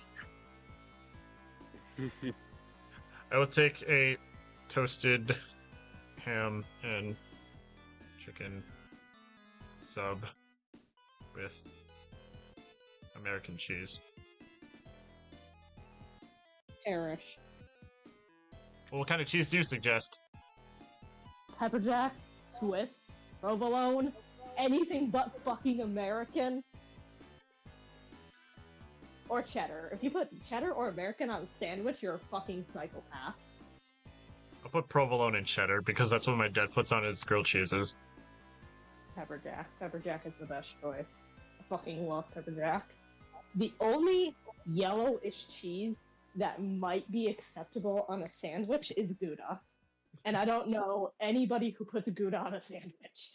My dad in that same grilled cheese I was just talking about. You know what? Gouda as a grilled cheese, that would be good. He puts Grilled cheese is the only exception. cheddar, provolone, Gouda, and a fourth cheese that I don't remember. It might be American. Okay, if we're talking about grilled cheese, it's acceptable. If we're talking about a sandwich that has meat on it, fuck no. Fair enough. We're skipping zones here. Yeah, but Sandopolis is just kind of... Again, it looks nice. I like the ghost gimmick in Act 2. It kind of caught me off guard because the first time I played Sonic 3 and Sonic and Knuckles, the end Knuckles half, was like when the two games were separate. When we stop at Doomsday Zone, I want to talk about my experience with Sonic 3 and why it was such like a mysterious game to me growing up. Well, like in the Sonic and Knuckles half, where it was just Sonic and Knuckles, I wanted to play as Knuckles because like in Sonic 3, I was just like, who is this guy? So yeah, now we can move on to Lava Wreath. They somehow, just like Hydro City... Now your mic is echoing. Thank you. Just like with Hydro City, it took them 3 attempts to get a cave-based level right, and they did it. It is the right amount of, like, claustrophobic platforming and high speed to the point where it's like, yes, this is a cave. It has traps, but the thing I like about it is that it's another example of show don't tell storytelling with the background. Just like in Launch Base Zone, you can see the Death Egg in the background. Let me pull up a picture here. Lava Wreath back. That's Sonic Mania. Although it does also do the background thing, right? Okay, so in Act 1, this is not a good picture.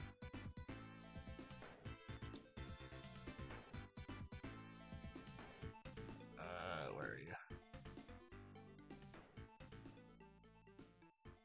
you?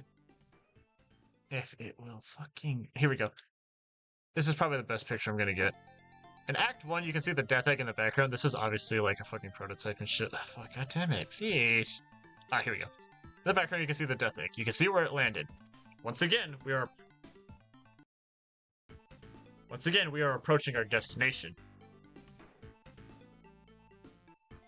And it doesn't really like have any significance, but as the zone goes on, the background does change to indicate you are getting closer. Like, this is at some point later in the level where you are getting closer and closer to it. But, like, earlier, it's, like, off in the distance. And then you hit Act 2, and you're deeper underground, you don't get to see it. But after that, you are right underneath this fucking thing. And when it turns... Oh my god, the boss is so good. But it's also shit at the same time. The lights flicker on, reigniting the magma and shit. And then the boss theme hits. You are being gunned down by Eggman. As this thing has achieved power again. It's ready to take off again, but it's missing something. But we'll get to that in a second. And as, like, you go throughout the boss, shit like that. Here's Hidden Palace, which is probably next on the ranking. No, it's not. I'll talk about it. Once again, it's right there. It's right on whatever fucking volcano that the Hidden Palace is built inside. And then Eggman steals the Master Emerald. And that's when shit gets real.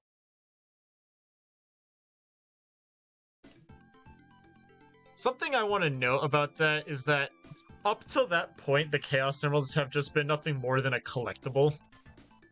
And I'm kind of copying my favorite YouTuber in terms of what he said in his video, but fuck you, this is my stream. Up to that point, the Chaos Emeralds have been just a fun little end card collectible or, like, overpowered mode. We've never really seen them physically up until Sonic 3, especially in the cutscene in Hidden Palace Zone for the first time, where we see them jolt off and become the Super Emeralds.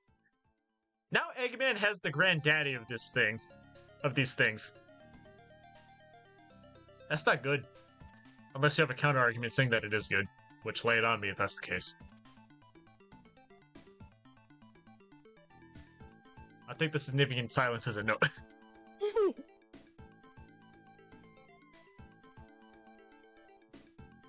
I like this part too because, again, show don't tell storytelling.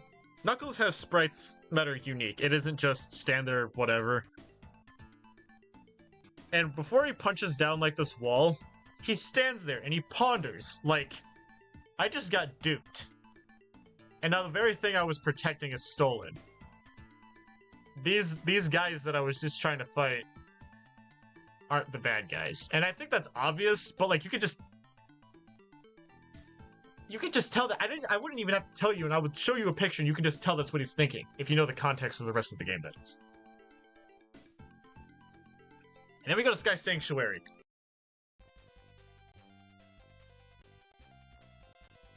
Another S-tier zone. It's one big cutscene, but they deliver it so well. I love, at the beginning, the Death Egg rising from the clouds. The Egg Robo's dispersing from it. And Knuckles is tired. He's weak. And yet, with the last of his strength, he pushes a button. He extends a bridge. And I want to talk about how impactful that moment is. The entirety of the adventure. Knuckles has impeded your path. He busts bridges once. He busts bridges not once, but twice. He would always flip a contraption to slow you down, impede your progress, knock you into another zone that might be a hindrance. But in this very moment, he extends a bridge for a jump that Sonic could clearly make, but it shows that he's ready to help now in any way he can. And within that last moment, he does it. It shows that he is an ally. He's willing to help. He wants Sonic to not just save his home or the Master Emerald, but the world. Because now that the Death Egg is up and operable, bad shit will happen. We don't know what this thing does, even to this day. It could fire a fucking space laser that could blow up the planet for all we know. But we cannot let this thing stay airborne. I'm getting emotional. And I'm making this game sound way more hype than it really probably is, but... Who cares? It's your favorite game. Go off. Again, it's one big cutscene, but it delivers the message so well. Also, the fights with Mecha Sonic Mark II are really good, because that's how you do a throwback. It starts with Sonic 1's first boss, and then it goes to Metropolis from Sonic 2's boss, and then you fight the fucker head on, and it's an easy-ass fight, but still, it's impactful. And then they run up that floating spire as everything around them's crumbling, and we get to... Oh, they finally got it right. They skipped it in Sonic 2. But it's just one big boss, so... As for what it is, it's an A tier for me. I like the music. The stage gimmicks are perfectly tough, but not too tough, to the point where you're pulling your hair out and you're not getting game overs and getting sent to the beginning. Even though there's the save states and you don't gotta worry about that.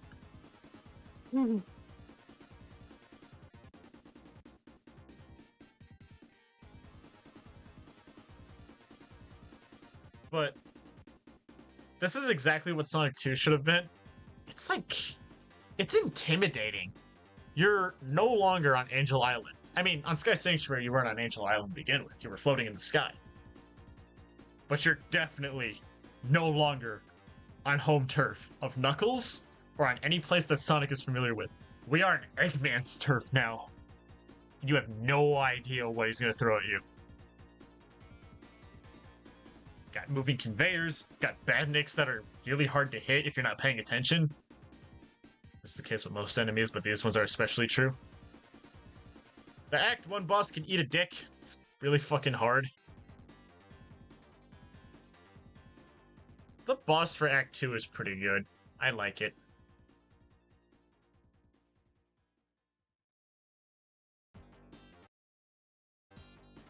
And in Act 2, you're in space. The thing has made progress. It has hit the spot where Eggman wants it to be. His plans are in full motion. We can't have that. We need to crack this fucker right here and now. It's the same gimmicks, same everything, except there's the gravity switch mechanic, which I'm not a big fan of, but they still get it right here. The pre-Death Egg boss, like that floating thing, I don't know what it's called, and I don't care to fucking know, because it's annoying, it's stupid, and you can go eat a rock. You stick it in your chin.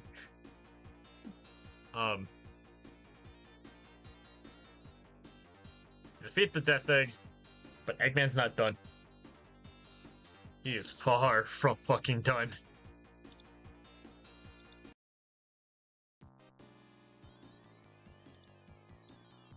Doomsday Zone is really impactful for me, and I'll get to why in a second, but as for the zone itself, once again, I want to emphasize this. It is the only zone in the entire saga where it describes the scenario and not the environment. They could have easily called it Asteroid Field Zone or Space Zone or Atmosphere Chase Zone.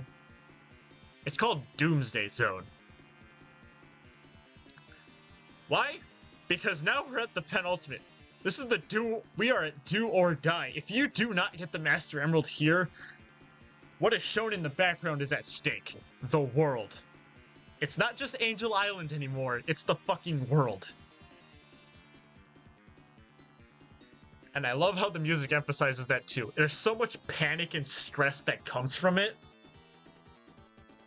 And it makes it so... I keep saying impactful, but I need to emphasize it. Fuck. After this stream, go play Sonic 3 and Knuckles. Sonic 3 Air to be specific, because that's the best way to play the game. It's on mobile. All you need is the Sonic 3 Steam port. It's on archive.org. And like, you will experience the whole game. You can get it on mobile, you can get it on PC. That's everyone's homework for tonight. Go play Sonic 3 and Knuckles.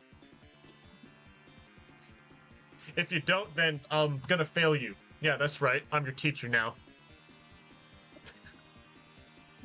Oh, that's what the stream is doing to me, man. You saw Jonathan, I think it's time to go to bed now.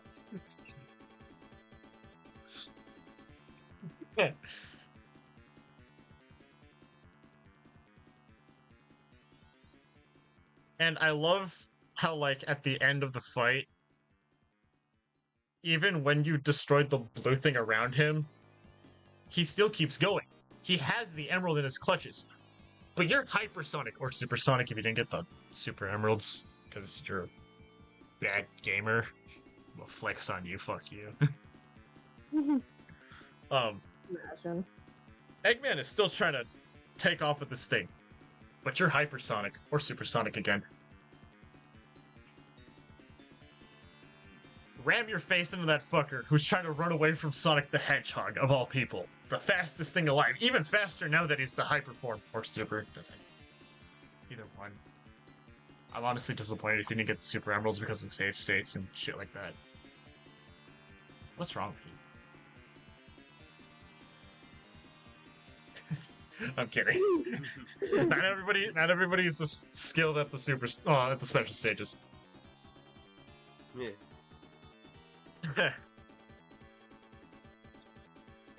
Now, I want to talk about Sonic 3 itself. When I was younger, I, again, had Mega Collection Plus for PS2. And Sonic 3 and Sonic and Knuckles were separate. It was Sonic 3 and then Sonic and Knuckles. I played through both games with all the Chaos Emeralds, because I played the game that much. And I thought that was it. Actually, I didn't get all the Chaos Emeralds in Sonic and Knuckles because they didn't have save states in Sonic and Knuckles, but I still got all the way to Death Egg Zone and beat it. Bad ending, obviously, because I wasn't... I relied on the save states a lot to get the Chaos Emeralds. And I just thought, like, oh, they look similar, but they're probably not the same game. That is until I started seeing, like, that is until I discovered, like, the horrible magical thing called the internet. And I saw footage of Sonic 3. And I thought, wait, since when could you play as Tails in Sonic and Knuckles? Since when could you play as Knuckles in Sonic 3? I didn't know that these games are one game. I didn't know about the lock-on technology. I didn't know they were supposed to be one game. And I thought, there has to be more to this, so I would keep playing the games over and over again, just like, how do I unlock Knuckles in Sonic 3? How do I unlock Tails in Sonic and Knuckles? And granted, I didn't know what Doomsday Zone was. I was only locked on those two things. Until one day, I got my hands on the Sonic Classic Collection for the DS, which was the only way you could play Sonic 3 and Knuckles on a portable handheld. And I saw Sonic 3 and Knuckles. And I thought, what is this? What is possibly different just by adding Knuckles? So, well, great, I unlocked Knuckles in Sonic 3.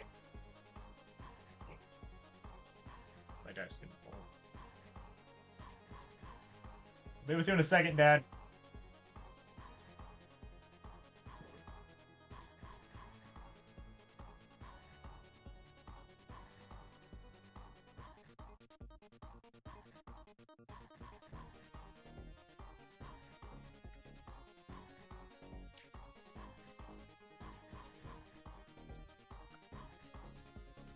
Alright, I'm back. I just needed to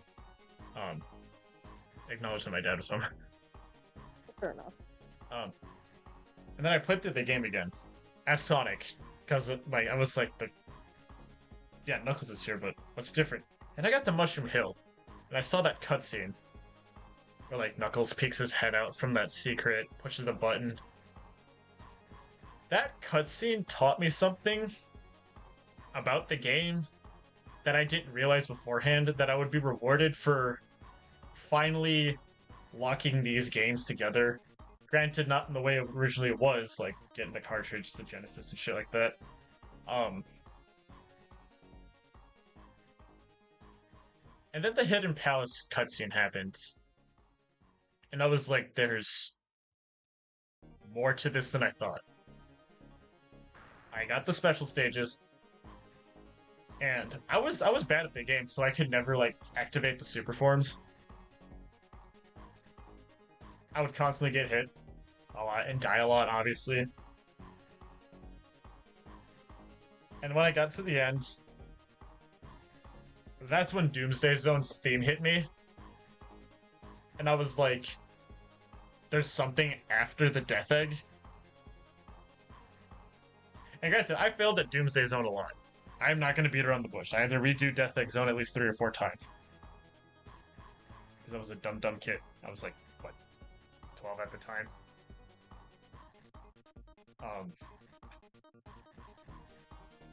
And I eventually did beat it, of course. But after the credits rolled and shit like that, I realized how special this game was. And though I never experienced it like how kids back in the 90s did, where they waited for Sonic 3 to come out, they were like, oh, the new lock-on technology, it's fucking revolutionary, it's the shit. Sega does what Nintendo don't. And they do, to this day. Fuck you, Mario.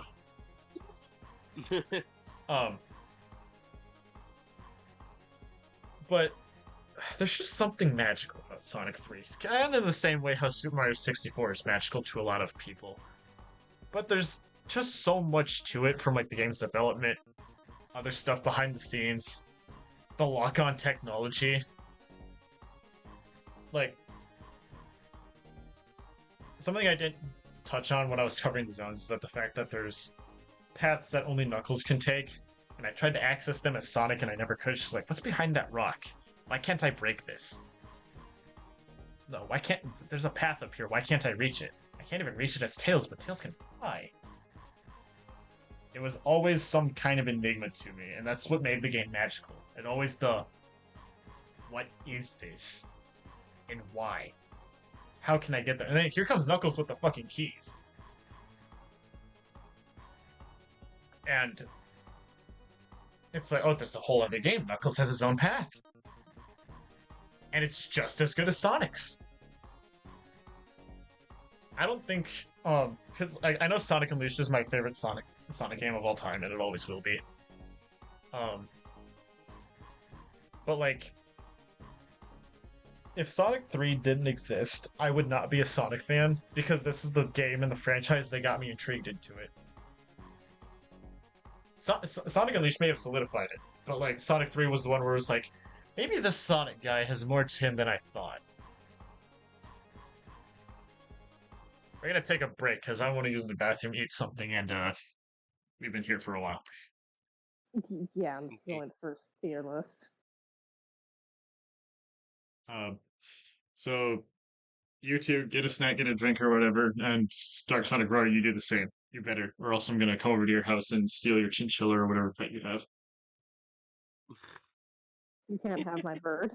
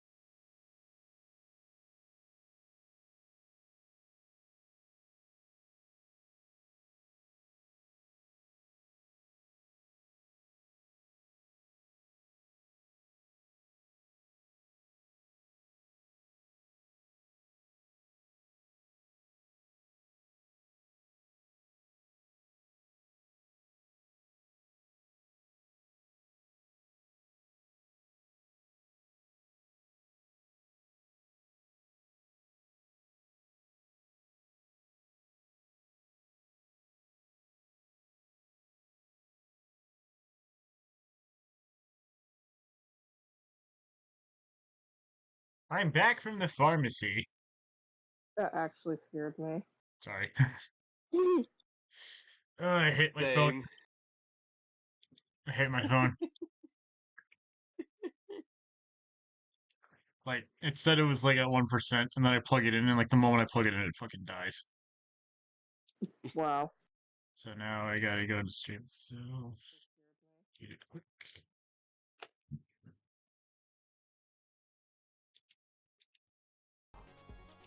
Yeah, there's an awkward Sonic. There was an awkward silence because I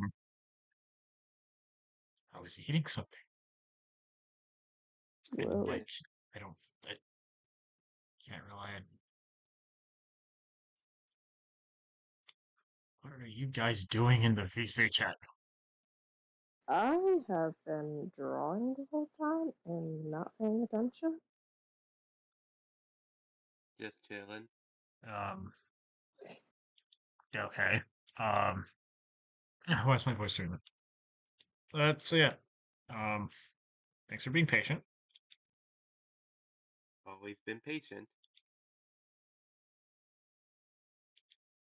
Cal gets double the points Yeah. because he was also being patient. Mm-hmm. So again, I was just drawing. I completely forgot I was in a stream to begin with. My throat really hurts, actually. Like, ow. Unhurts your throat.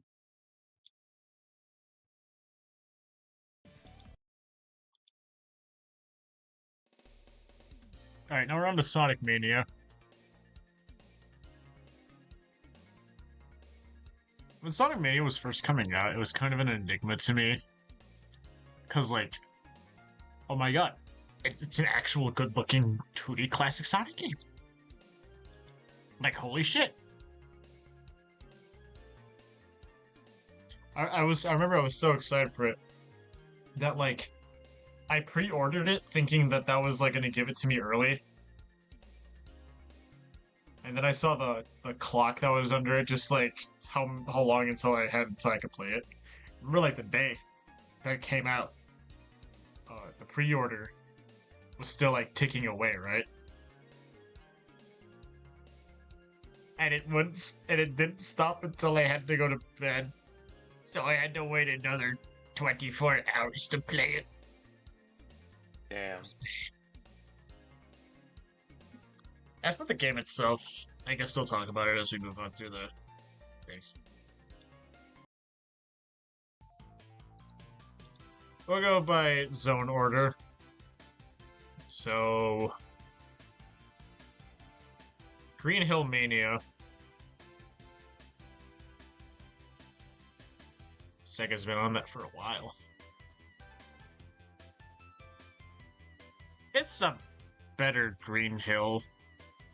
I like Act 2, but Act 1 is kind of just like a Green Hill Zone Act 1 from the original. There are some extra things added to it, but at the end of the day, it's still just regular-ass Green Hill, which is kind of disappointing.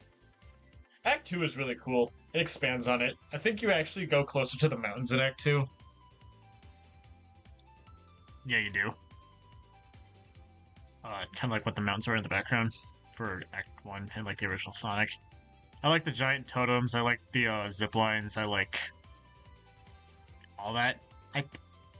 But like, it's still just Green Hill at the end of the day. But there's a fun fact. Some of the routes for Act 2 mimic Emerald Hill and Angel Island, I think? Which is pretty cool. I like that detail.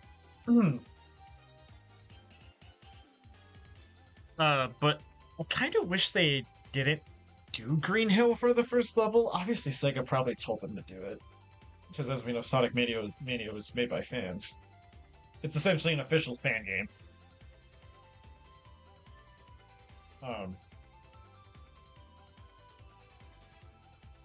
Do I think it's bad? No. I think it's fine. Again, it's just Green Hill at the end of the day. I do like the boss.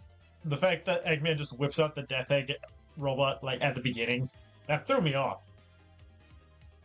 Because I thought it was gonna be something completely different, but no, he just whips out a final fucking boss. Though it is pathetic when it has, though it is pathetic when you have rings this time. Because the only reason why the Death Egg was hard is because there was no rings. But now you can just brute force your way through it. That's what I usually do. That's definitely not something I've known about you for a long time. Let's take a moment to listen to the boss thing with Mania because it's actually fucking banger. That's not the boss theme.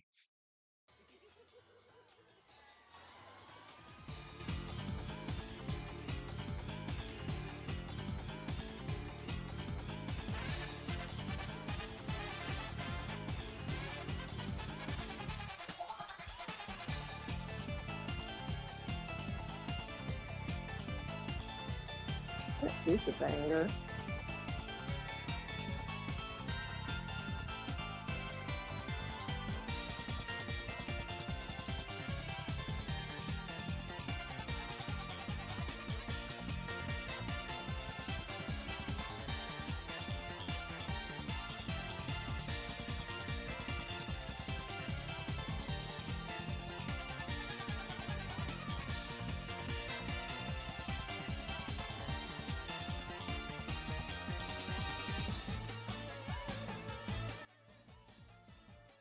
I want to emphasize something at the beginning of the song, and I want people to listen closely. I love how it says, like, the beginning is most replayed. There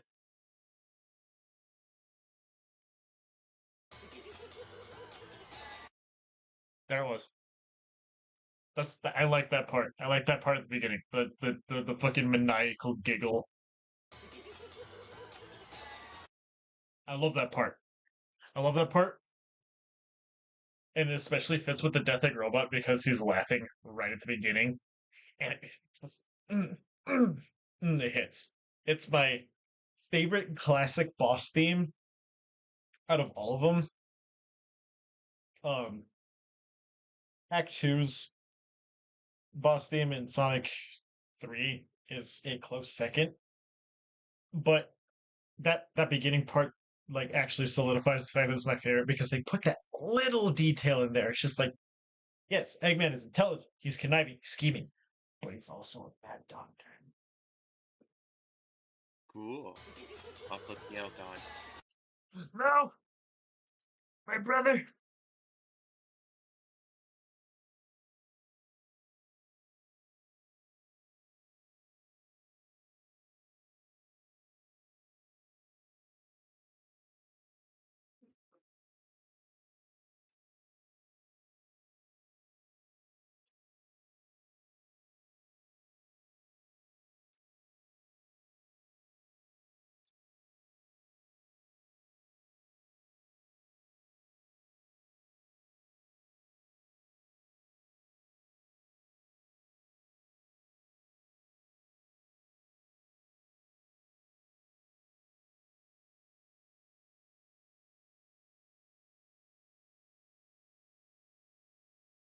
His throat hurts a lot.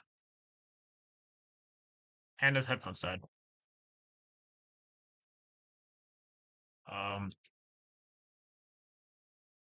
So yeah, Kyo isn't going to be here for the rest of the stream.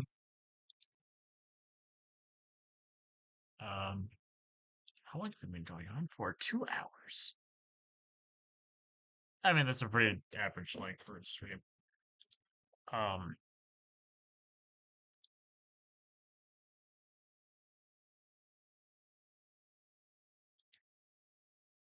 yeah, no, it's Kyo. May his throat get better. I guess we move on from here. Chemical Plant. I had music up to that. Just like Sonic, just like Green Hill, it's just kind of Chemical Plant. Act 1 anyways. Act 2 is when shit gets better. I'll just put on Act 2 because we talked about it.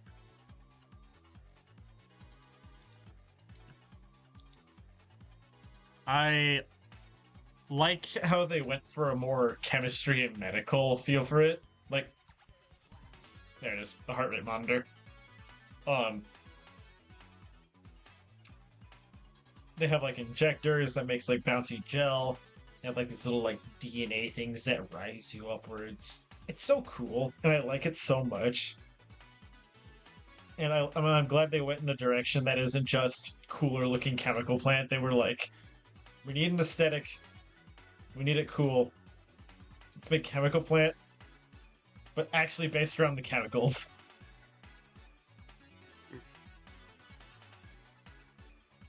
Where are you? Here it is. Put it right next to Green Hill.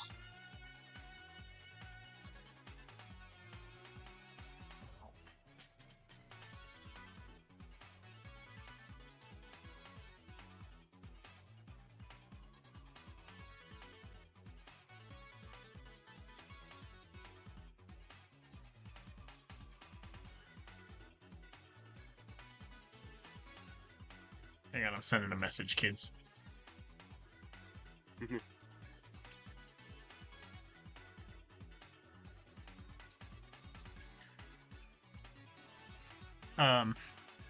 But the highlight of the zone is obviously the boss.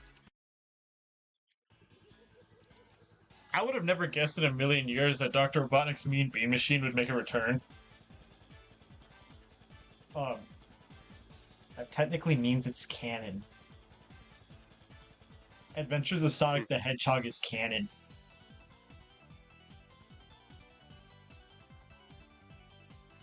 If you want to debate with me in the comments about it, go right ahead, but I firmly believe that this just proves that the Adventures of Sonic the Hedgehog is canon to the Sonic franchise. Like the main game franchise. Suck an egg.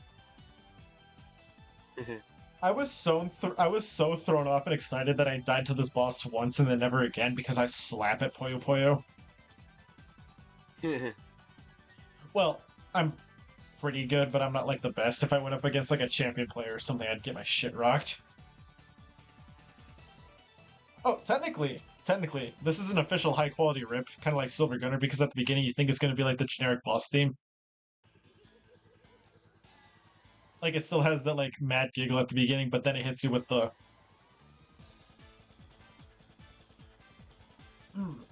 they were... Ooh, Telopes, you hit again. You are just phenomenal.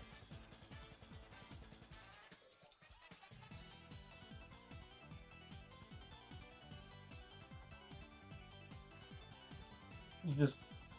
Telopes never fucking misses, dude. You could post some music for Sonic Superstars, but I'm getting ahead of myself, aren't I? Alright, Studioopolis. Fun fact, the place where they record Sonic voice lines is called Studioopolis. No, they did not name the zone after it. It was a complete coincidence. During development, they offered to change the name, but they were like, no, go right ahead, use it. It's an S tier. I love how funky it is. I love how... Fuck, how do I even go this? I like how they went for an aesthetic and a theme that's unique and isn't just a repeat of something. Yeah, Chemical Plant and Green Hill are great, but nothing ever beats the thrill of being in a brand new zone.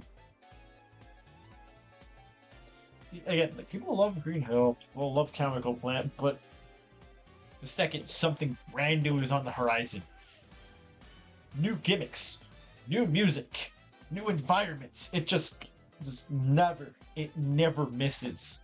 And they fucking hit it hard with Studioopolis. Also, if Kiao is here, he'd be excited because there's gambling in this one. There's like a bingo ball section where you can get rings or lose rings. I don't know.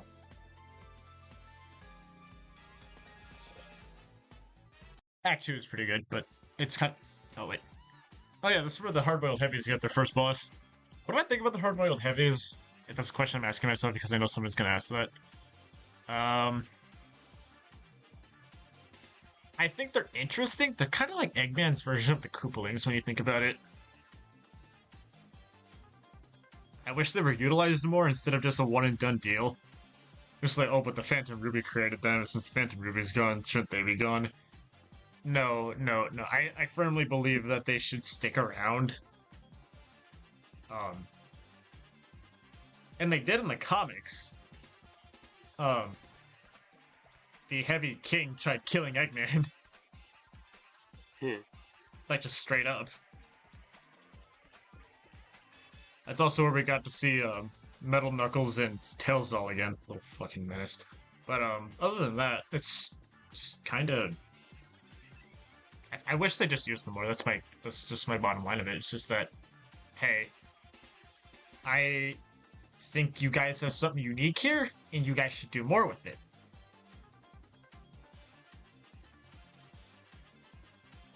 I forgot about the hard-boiled heavies. Yeah. Fun fact, the heavy magician's a girl.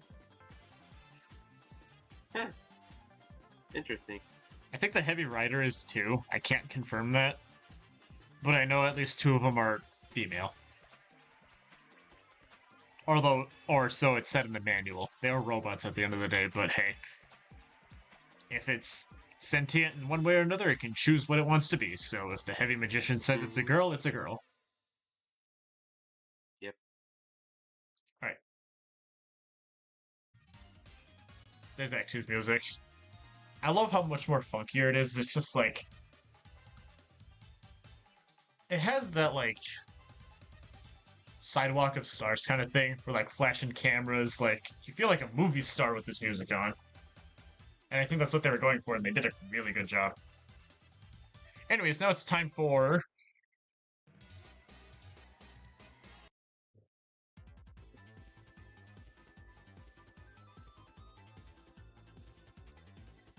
They made the zone 7 times better! So right at the get-go, again, Act 1 is literally just Act 1 from 3 Knuckles. With some other extra gimmicks in there, there's some other areas you can go to. The propeller blades can propel you upwards, and they can allow for secrets. That's pretty cool and all. The boss is like this trash crusher thing with a magnetic claw. But then Act 2 hits. Just take a second to listen to it.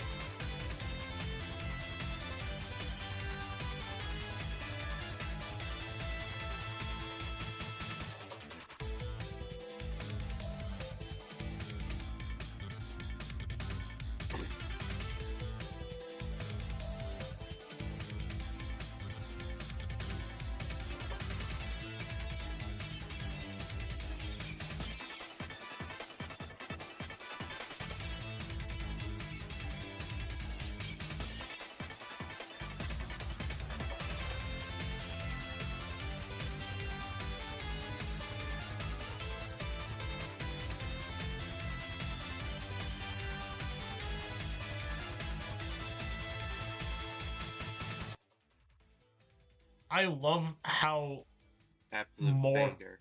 right?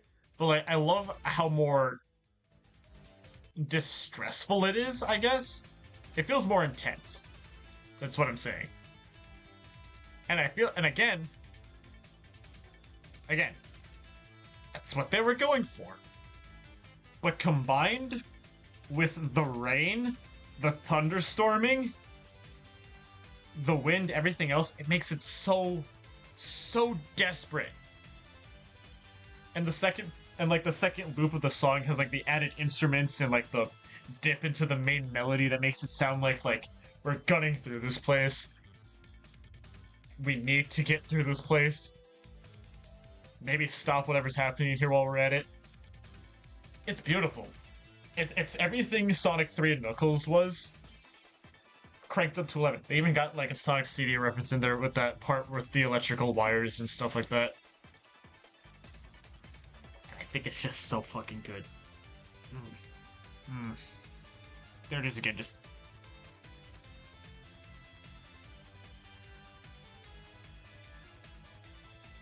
Is it obvious that my favourite zone in the franchise is Flying Battery Zone?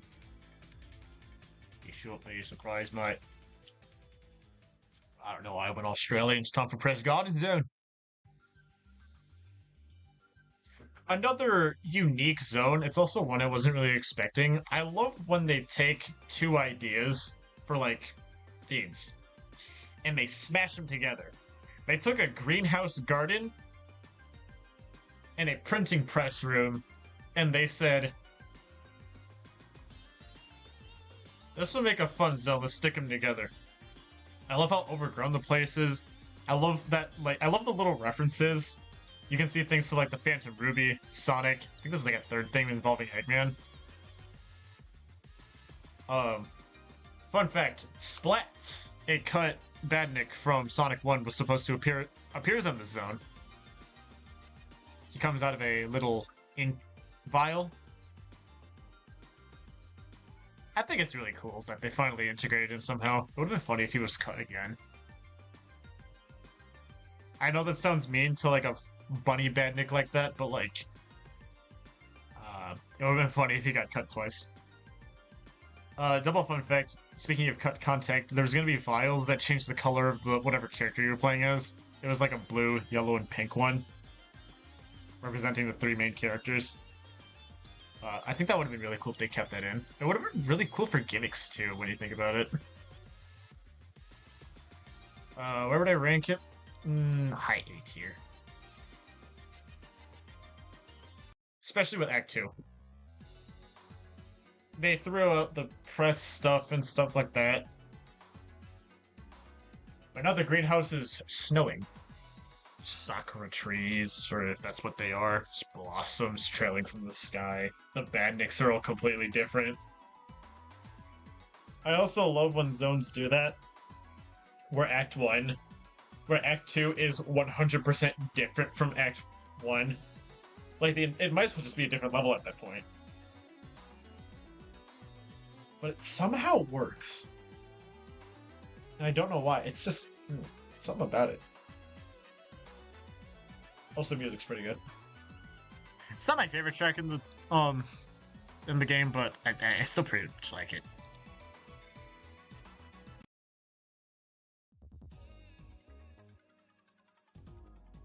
Stardust Speedway. I like that Act 1 takes place in the past. And, that Act 2 is in present. John? Yeah? I think I can't hear you.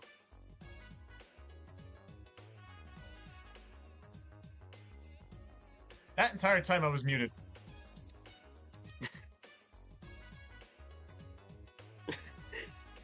I was wondering why I couldn't hear you. Okay, let's recap everything I just said. Sorry, folks.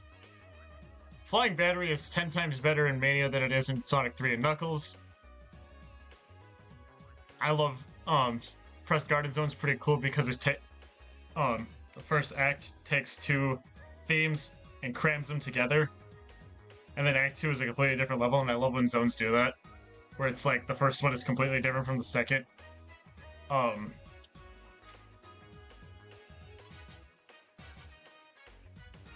And sorry, I gotta remember what I just said about Stardust Speedway. I am so dumb. That's embarrassing. Remember, kids, it wouldn't be a Jonathan Conathan stream without something stupid happening.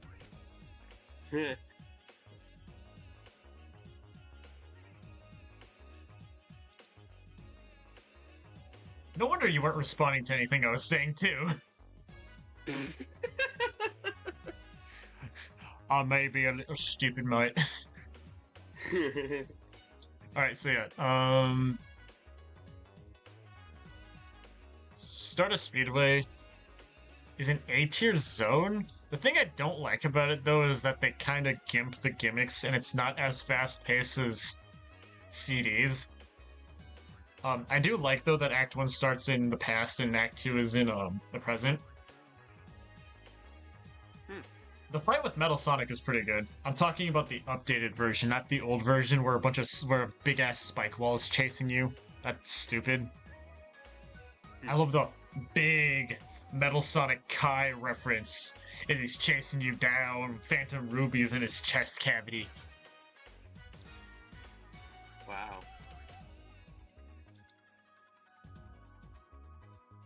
Sharp teeth. I love how the game teases you too. At the end of the boss, the Phantom Ruby is just sitting there, right? You could grab it, but then the Badnik just comes over and knocks it out of the way, hops around, and then rolls off. The game's like, you can't have the magic MacGuffin of the game yet. Also, I kind of like CD's version of the track more than this one's. I don't know, it's a little too funky to me. I like the less funkier and a little more chill version of CDs. It's a good track. I'm not gonna deny it that. I just like the original better. Let's listen to Metal Sonic's theme for a bit. Alright, actually let's talk about Metal Sonic's fight. I love how they incorporated Silver Sonic from Sonic 2 for the Game Gear. And how they're like mass produced and coming out of this little area. It's such a good callback. And it's really funny to see that Eggman kind of mass produced a bunch of lesser versions of Metal Sonic. And are using them as like cannon fodder. I love that. And of course there's the giant part. Music's pretty good. I'm still thinking about how he was muted for so long. That's embarrassing. Alright, next. The Hydro City. I'm just gonna skip to Act 2 because it's like the best. It is better than Base Hydro City because it's so much more zippier, the music is amazing, and there's a lot of other gimmicks that they take from that are original, and they take from the Game Gear games. That little bubble gimmick where you like float up inside the bubble, that's from Sonic Triple Trouble, my favorite of the Game Gear games. And it has a banger-ass 16-bit remake. Cool.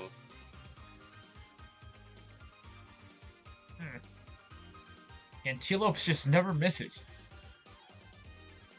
Like, I like the boss in this one too. You drive the Act 2 boss Eggmobile for the first boss, and you gotta like swirl Eggman into the little typhoon that the boss would usually make in order to damage him. And then Act 2, its boss is Act 1 in the originals. Okay, so you drive Eggman's Eggmobile, that would be the boss in Act 2 for the original. But Act 1's boss, after the part where it's just like blowing you down a pipe, you gotta like press these bombs to like attack him. It turns into the Act 1 fight, and I think that's just super fucking cool. Also, you get to ride a gondola, and it's like being in France. It's like being in Italy. It's not France, it's Italy. I don't know, it's cool. I like it. There's an achievement you can get involving a gondola. It's very cool. I just realized why I muted myself, because while we were listening to the music from one part, I wanted to mute myself because I have a soda. And I wanted to open it without interrupting the music. So I muted myself. I'm drinking a Mountain Dew, Major Melon, if anyone's wondering. It's a good flavor. Cool. Alright, on to Mirage Saloon. I don't like Act 1 for the same reason why I don't like Sky Chase. But it gets extra brownie points because you get off the plane, and you can fight a boss on the plane. And I think that's really cool. And I love the Act 1 boss for both versions, because there's two versions of Act 1, and I'll get into that in a second. Because it's a Sonic Chaos reference, and as if you remember, as I said, Sonic Chaos was my first Sonic game. And the boss for Act 1 is a giant caterpillar. And that's the same boss in Gigaopolis Zone in Sonic Chaos. When I saw that for the first time, I was so happy. That put like the biggest, dumbest, goofiest smile on my face. I was pointing out, I was like, I know what that is. I know what that is. I know that. I know where that's from. It's Sonic Chaos. It's from that game.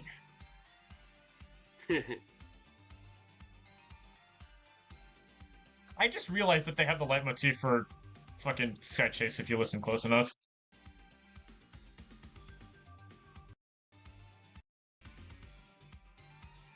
Hang on, let me turn it up so we can hear it.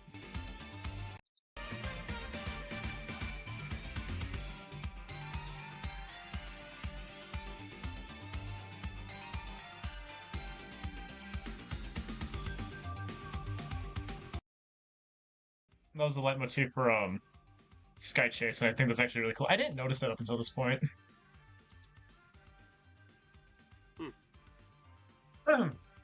Sorry. Clear my throat. Now, as I said, there's two Act 1s. Knuckles has his own version of Act 1. I like it more than Act 1 for Sonic. 1, the music is better. 2, it's not an auto-scroller. That gives it a lot of brownie points. Also, I just like how they went that extra mile to give Knuckles his own zone. I mean, his own act. I think that's so cool. Like, he's having his own little adventure. For a moment, you almost sounded like a robot. For a moment. That's weird. I think my connection cut out a bit. You heard what I said, though, right? Yeah. Alright. I just like how they gave Knuckles his own act. That's cool. I wish more Sonic games did that. I mean, yeah, Knuckles has his own levels in, like, the adventure games in 06 and shit like that, but, like, I wish in, like, the classic ones, because... yeah... Superstars doesn't count, and we'll get to why in a second. I love how the hooligans came back, like Fang, Bean, Bark. Even though it's not actually them, it's just the heavy magician playing illusions and shit like that. It's the fact that they're acknowledged. Yeah, I think that's really cool. And I'm glad they, like, made sprites for them. Like, manified them. I wish we saw that with more characters. Like, I wish we saw, like... the metal characters. Hey Jonathan, what do you think about Metal Tails' design in Sonic Superstars? I'll talk about that when we talk about Sonic Superstars' zones. But for now, we'll put that question on the back burner, alright, buddy? But overall, the zone gets a IA tier. The thing that kind of makes it lose brownie points is the Sky Chase part. It's not as bad as Sonic 2. It's more brief than anything else, and at least it allows you to, like, move around some more on that train segment. It, still kind of kills it a little bit. I kind of wish they didn't do that, but before I leave it off on that, because I don't want to leave it off of me being negative about it, fun fact, there is a reference to a Cut Sonic 1 thing, and a reference to the OVA, which we do not see that a lot, and I'm actually happy it was referenced. Tails is wearing something on his head that it looks like in the OVA, and I'm going to show a picture.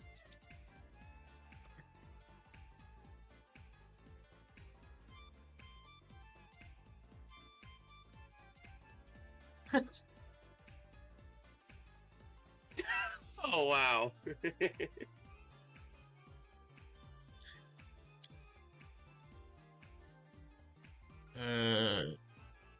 Plane. There we go. Right here. He wears that same thing in Sonic Mania. And for Sonic, he wears the goggles that were cut from the original Sonic. And I think that's really cool. I'm glad the devs did that. Anyways, moving on to the worst zone in the game.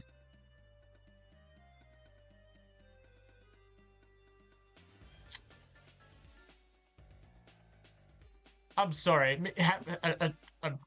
A bow tie on a shit-covered pig is still a shit-covered pig. I don't like Oil Ocean in Mania. I still don't. I really fucking don't. If anything, I think I actually like it. The only reason why I like it more is because the music sounds nicer. It's a little more fun to play, but I still just don't like it. I do like, though, that they put a Knuckles Chaotix reference in there with the submarine.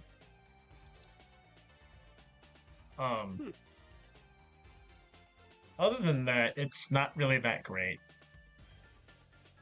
Again, putting a bow tie on a shit-covered pig doesn't change the fact that it's a shit-covered pig.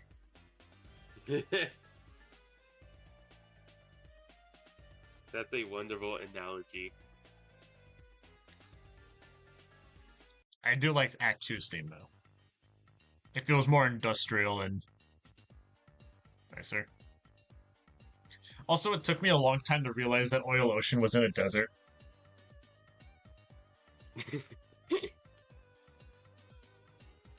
I didn't catch on because of the music, because I was, like, kind of stupid back in the day. Alright, next up is Lava Reef. This is kind of going to be a hot take, but I don't like it as much as, the OG, and if anything, I feel like it's a bit of a downgrade. I feel like the added gimmicks in Act 1 kind of slow it down a bit. I still like it, don't worry, but, like... Actually, no, I'm going to put it under regular Lava Reef. Act 2 is great. I like it. You can see Little Planet in the background, and that's a nice callback to, the Death Egg. Nice. Also, the Heavy Rider's there. But if you take Knuckles' path, you fight the Heavy King. And I think that's cool, because, once again, it parallels Sonic 3. Also, Knuckles thinks in crayon. Hang on, Please tell me you're doing the picture I want. Bro thinks in crayon. As an example. Here too.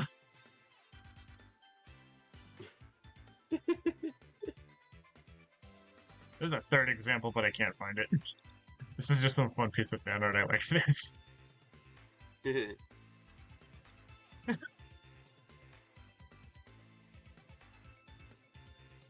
I think that's funny.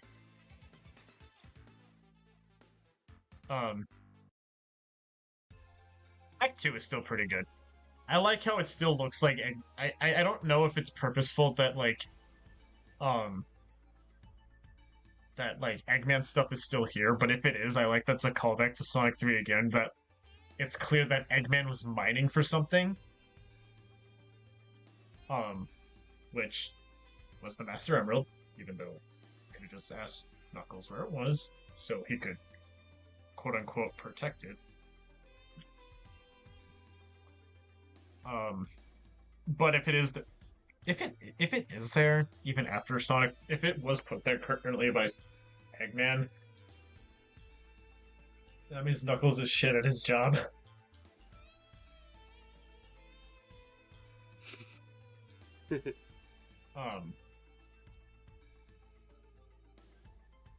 I do like how more mystical and mysterious Act 2 in Mania is.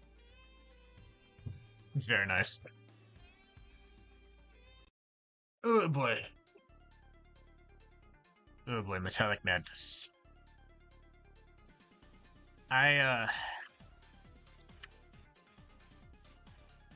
Okay, so Oil Ocean doesn't have the same negative emotional aura that it did back in, like, Sonic 2. But Metallic Madness has it this time. I kind of just want to stop at Metallic Madness.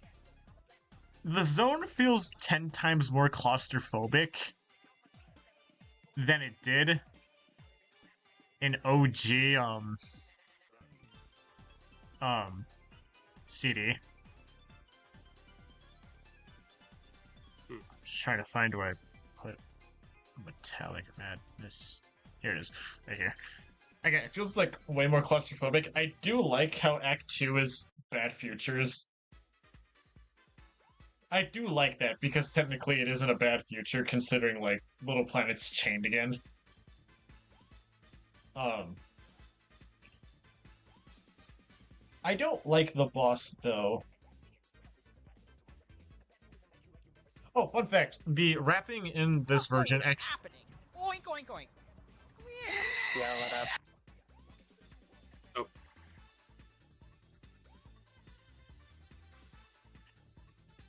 as I was saying.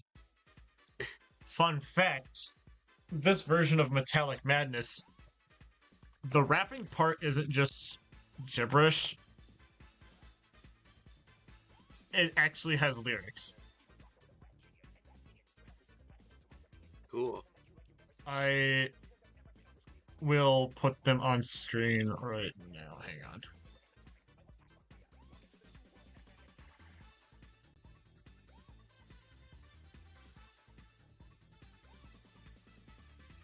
Give y'all a little bit to read that.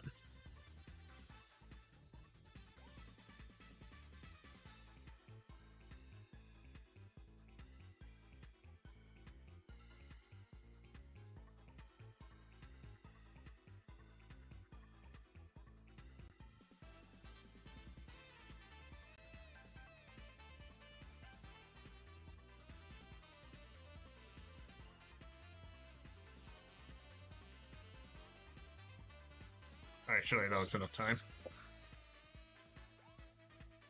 I think that's cool because like whenever you hear like lyrics in the background of a song that usually don't. Actually, you know, I'm gonna give it a little bit more bonus points just for that because I think it's actually really cool.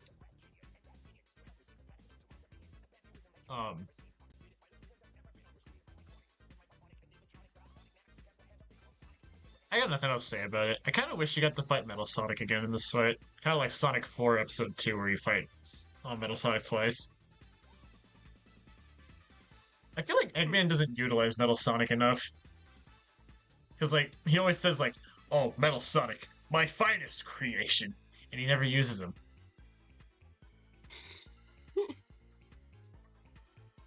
Or, like, he'll use him just to race Sonic and nothing else. Like, dude, you call him your finest creation and you don't do shit with him.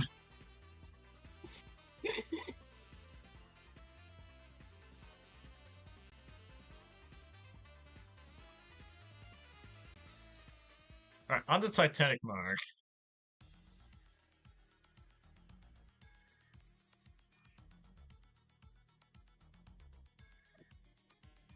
I have mixed feelings about this zone. On one hand, I like it. On the other, not really.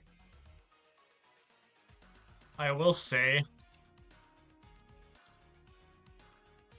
I think they got the intimidation factor with it on point. And I think that works with it because it's another instance of show don't tell, which Sonic Mania did do all too well, which is kind of disappointing if you ask me, but I'll get to that in a second.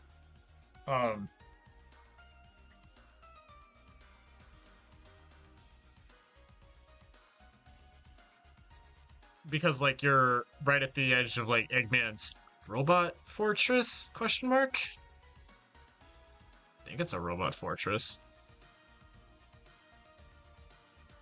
Is it a robot fortress? Let me look it up quick. I think it's just a giant robot and nothing else.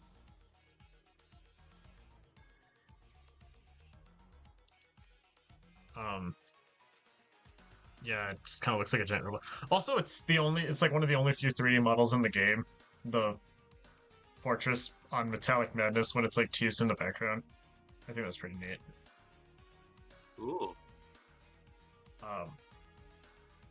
As for the zone itself, it feels kind of slow. I think that's just due in part with the music. I don't know, it's just kind of underwhelming.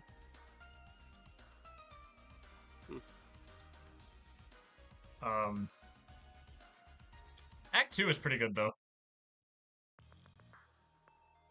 It gives me Freedom Planet vibes. And I know that sounds weird, but like what I mean by Freedom Planet vibes, it sounds like one of the final Dreadnought themes.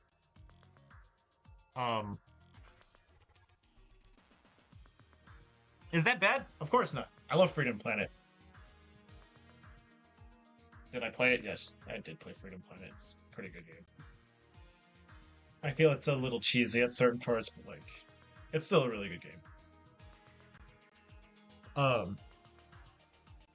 I like how there's a certain part where you have to go down like 4 different paths in order to open the final portal to the final boss. Well, quote-unquote final boss. I have concepts for my characters where they're heavily based on the Sonic games. I use that idea for one of them. And I think it's pretty cool. They are kind of annoying, though. Not like my concepts, I meant like the parts in Titanic Monarch. They are kind of annoying, though, because, like, they're very vertical, and it's easy to fall and then fuck up and having to do that all over again.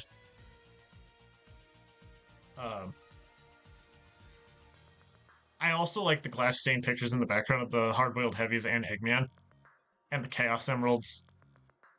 I love that. That's so cool. I wonder where they are on the robot, though, because that's kind of weird, unless they're inside and it's just like light fixtures and shit like that. I don't know, but regardless, high B tier. I'll take a moment to talk about the boss.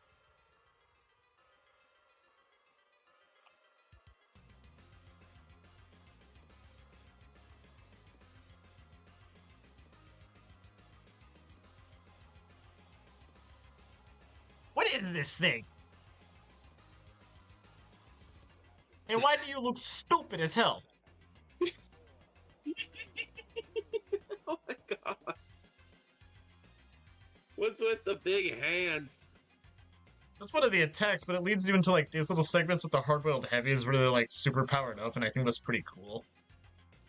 But like, this looks so dumb.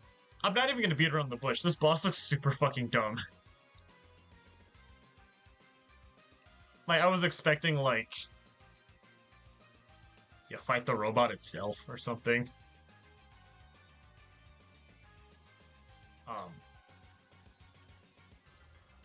You, Sonic Forces.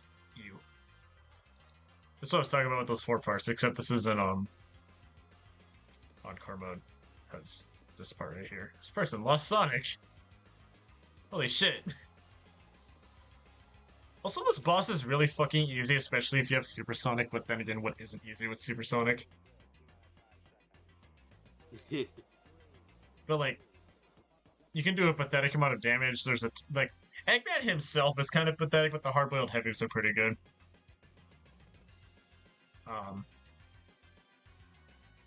Does it detract from the zone itself? No. If anything, I'd consider this its own, like, separate act.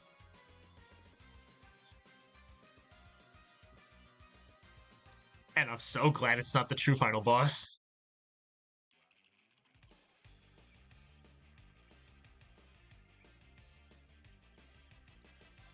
Egg Reverie is what Doomsday Zone is, except so much more. I love the suspense at the beginning. You hear the Phantom Ruby's little like weird ambient sound. The heavy king, I call that form of his the Heavy Emperor, because I'm cool like that.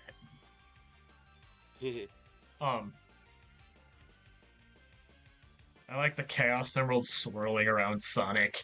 And as Eggman comes in, clashes with the Heavy King, and the Heavy King just Thanos snaps him away, and then that fucking hit with the beginning of the fucking song just the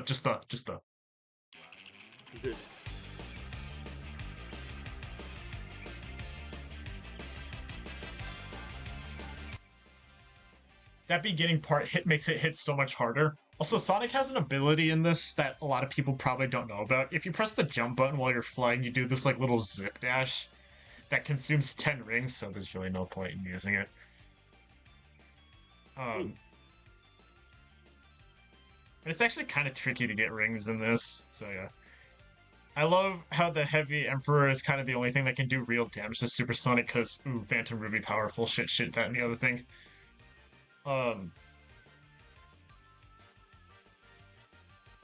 love the name of Eggman's Eggmobile variant. It's called the Kleptomobile. That's a brilliant fucking name, and I love how beat up and shoddy it looks. It's literally just the regular Eggmobile with like two big-ass tree trunk-looking things smacking Supersonic away. It really lives up to its name. It's just literally trying to steal this thing and nothing else. A big-ass comical gloved hand coming out of the top. It's so dumb looking, but I love it. I love this fight so much in the music. Yes, I'm aware it has a fist bump reference. Uh-oh, Donathan hates Sonic Forces. Hide your kids, hide your wife.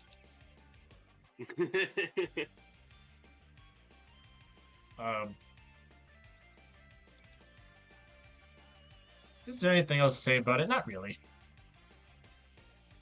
It's a really good final boss fight. Can I bitch for a second? Sure, go ahead. Hang on.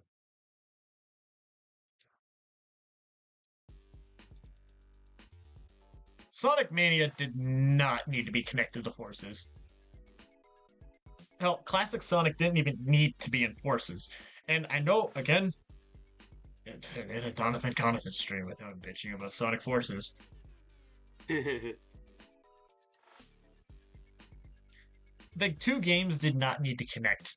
I firmly believe that. I firmly believe that they did need to connect. And I feel like I feel like it wasn't the developers' intentions to do that. To connect the two games. I'm pretty sure it was Sega who said like, hey, you need like this ending cutscene where Classic Sonic flies off into a portal and gets sent to fuck it, the future. Because he isn't Sonic from another dimension, it's Sonic from the motherfucking past, whether they like it or not. And it's cool. I think it's cool that Classic Sonic was there. But I feel like it doesn't hurt Mania. I'm not going to say Mania is a bad game because it connects to fucking Sonic Forces. What I am going to say, though, is that I feel like it's completely unnecessary. Yeah, Jonathan hates fucking Sonic Forces. What else is new? Nothing. Nothing's new, but I will say that, like, it just wasn't necessary.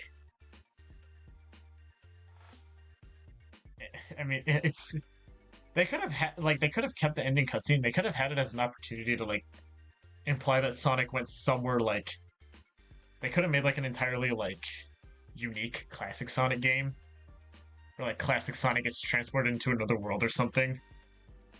Kind of like a Shonen era Sonic and the Black Knight or Sonic and the Secret Rings type shit, where he's in a place where like he knows nobody and nobody knows him.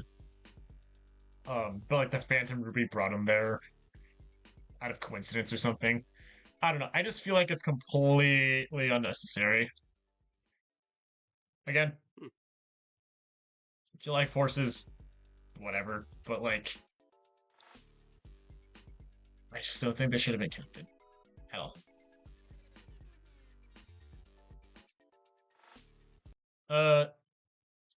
There's one on here that I'm not gonna rank regardless, because it's literally just one act and that's it. It's Angel Island, Romania. B tier. It's literally just the first act and nothing else. Hell, it's the first half of the act. It doesn't even have like part of the part where like it gets flamed down or something.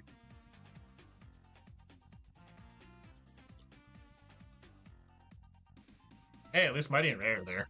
I don't know how they got there, but they sure as hell are there.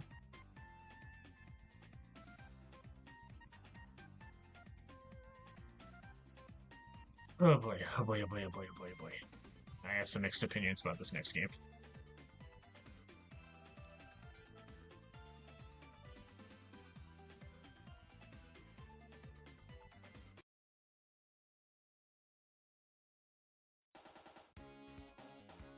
Superstars is a classic styled Sonic game that exists.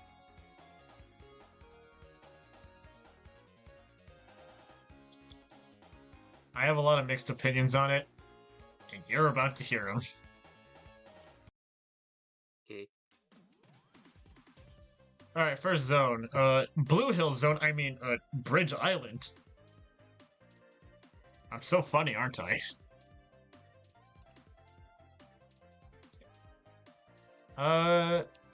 It's going right next to Green Hill. I mean, it's unique, but it's just another hill zone when you think about it. Same checkerboard dirt, same grassy hills. Yeah, it's on an island, but it's no Angel Island zone. Music's pretty good, though, I'll give it that. I will not deny that the fact that the music isn't good. I mean, it is good, though. Sorry. Fuck it.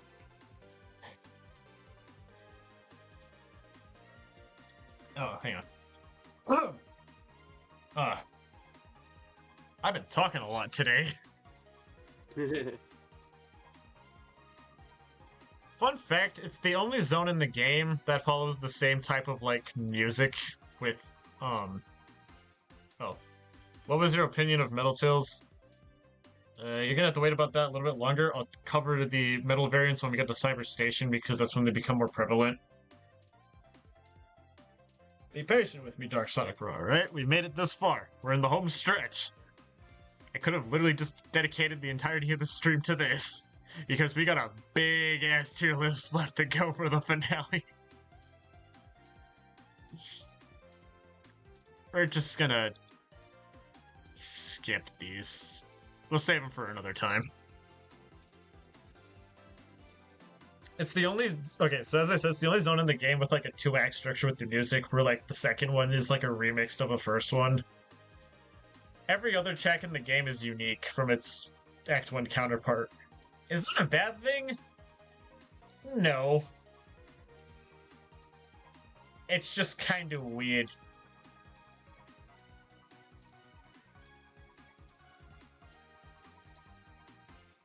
But, like, it's still another hill zone. What I mean by the music, hold on.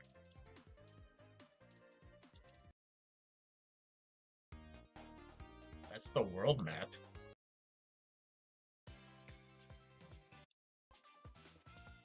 Yeah, see, it's the only one that does that, where it's just like a variant of the first acts. Here's the mini-boss music.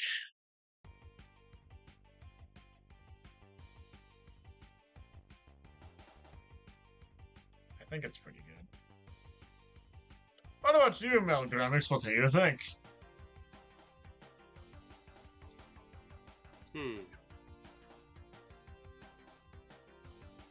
Sounds like a Sonic 4 track. That's not an insult. I like Sonic 4's music. Sounds nice. And now here's the regular boss music.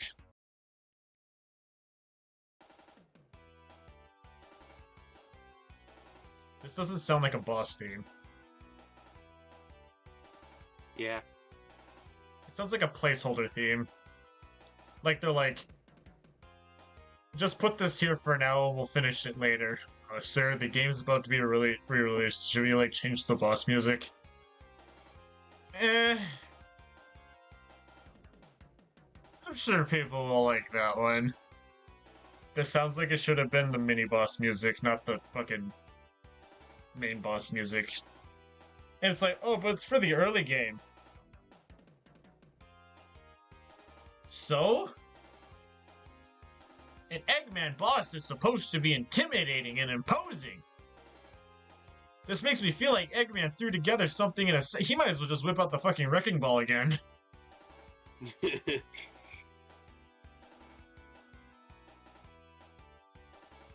like, compared to Ruby Delusions, this is embarrassing.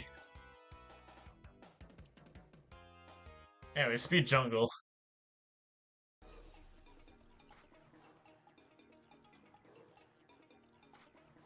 I love this zone. I was excited for it when it came out. I love my jungle-themed zones. Music sounds good. I love how it has a bit of, like, abandoned industrialization to it, too. For, like, what it looks like, not, like, the music. You see, like, parts of, like, scrapped and buildings in the background. I think that's really fucking cool. This is the first time we get a character-exclusive act.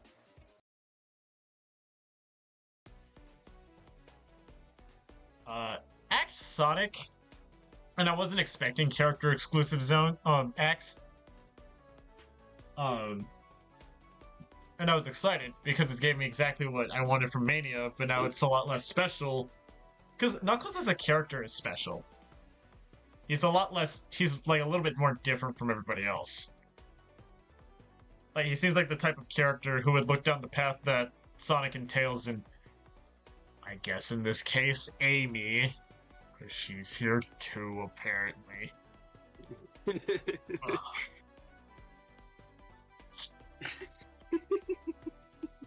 she's here too. I guess Amy's here.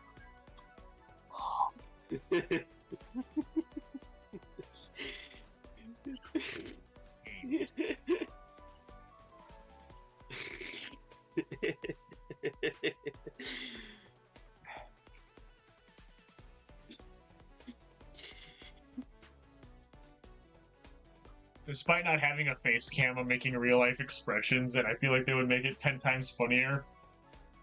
Alas. I do want to show my face on public YouTube. But, like, Knuckles feels like a character that would see, like, the other three go down one path, but he'd look at a tree and be like, I wonder where I'll go if I climb this.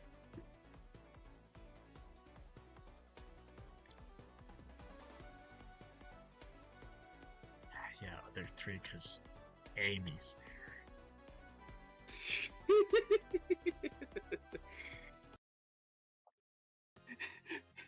You know, you know, the way that you're saying it reminds me of the Dinklebird thing. Very odd parents.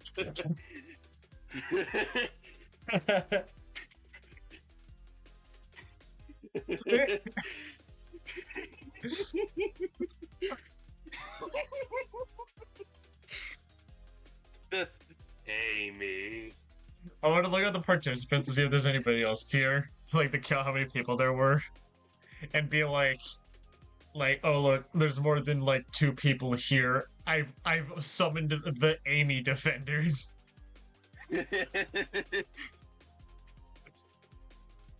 Quick context, I don't like Amy all that much because, like, I just never felt anything about her.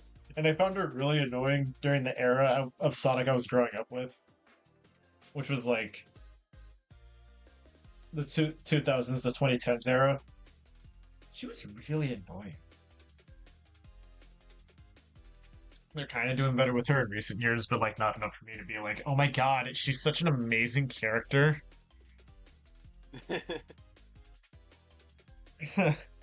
Anyways, next zone.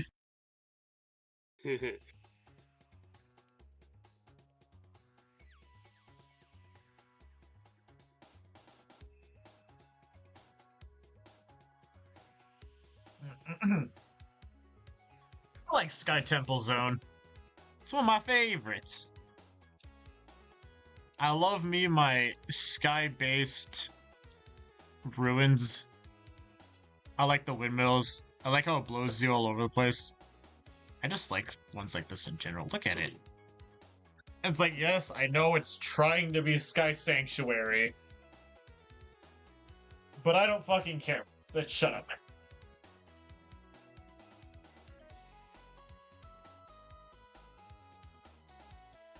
Also, the music's pretty good. It's getting to my favorite part. Everyone, shut up. Shut up. Shut up.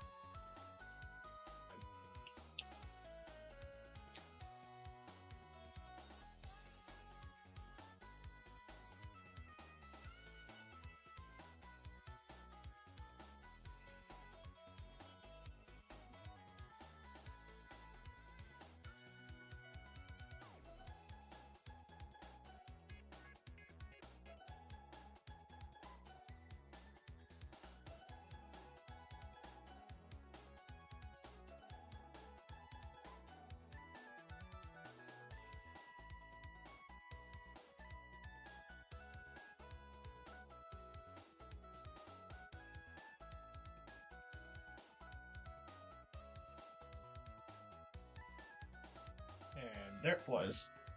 That entire long ass part was my favorite part of the entire song.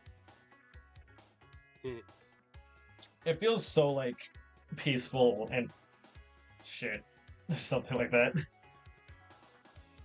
This is one of two zones, no, one of three zones that have only one act. Like, every time I'm listening to this playlist, I feel like there's gonna be like an Act 2 theme that's gonna be like fucking amazing. But then I just hear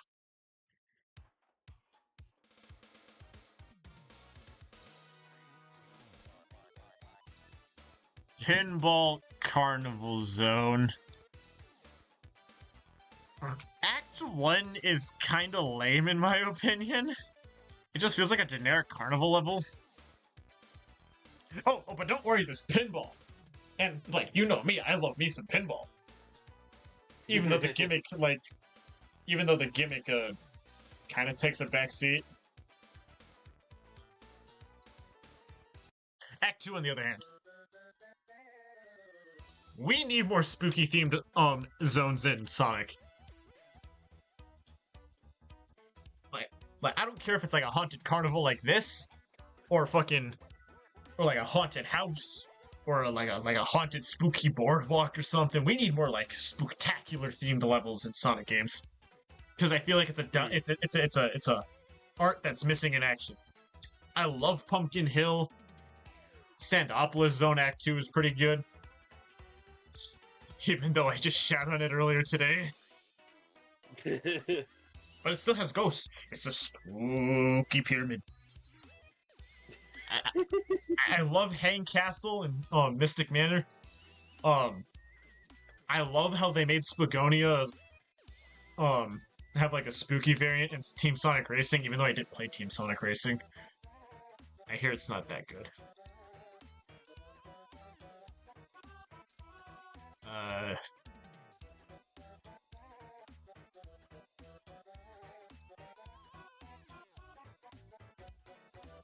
I lost the thing. There's. But I'd probably just stick it in B tier, below Carnival. Oh wait, this is also the only other one that follows the zone music, Act 1 and 2 stuff. Oh, this is where we get to see Tails Doll again. If you like find the goal, if you find a, okay, so in every zone or act, yeah, every act, there is a golden badnik, and in Pinball Carnival Act 2, Tails Doll is the golden badnik. I get to finally kill the snake. If you're wondering what I mean, is that like the Tails Doll creepypasta scared the shit out of me when I was really young. Not my proudest moment, mate.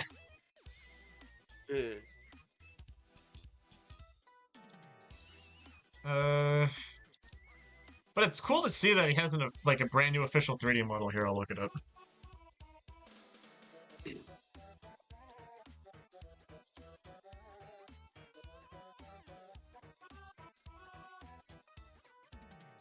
Yep, see, there he is. Cool. I did not discover this thing though by myself. I like saw it in a video. Obviously. Because like if I saw it on because like again I stream Sonic Superstars. If I saw it on stream, I think I would have gone apeshit.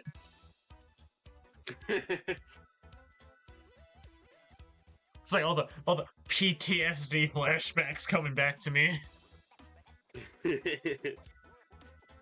Oh wow, look at Sonic.exe, guys. He's gonna come out of the screen and touch my bum.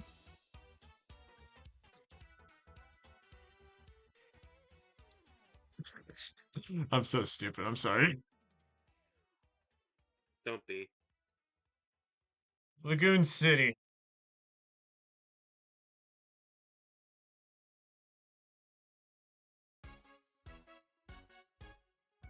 That's not Lagoon City.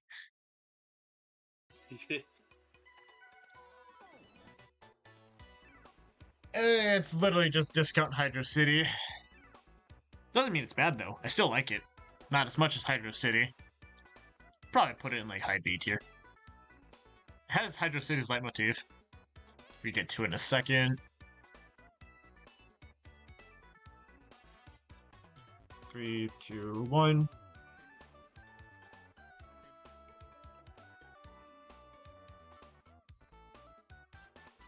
There it is. I think that's cool and all, but it's clearly trying to beat it, and like, when it comes to brand new zones, I feel like they shouldn't try to replicate what came before. I feel like they should try to do something new. And I'll touch on that in a second.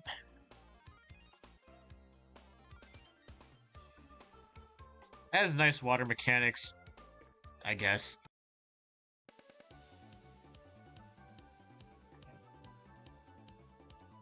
Amy gets her own exclusive act in this one. That means I was forced to play as Amy for about 2 minutes. The sound of the beat.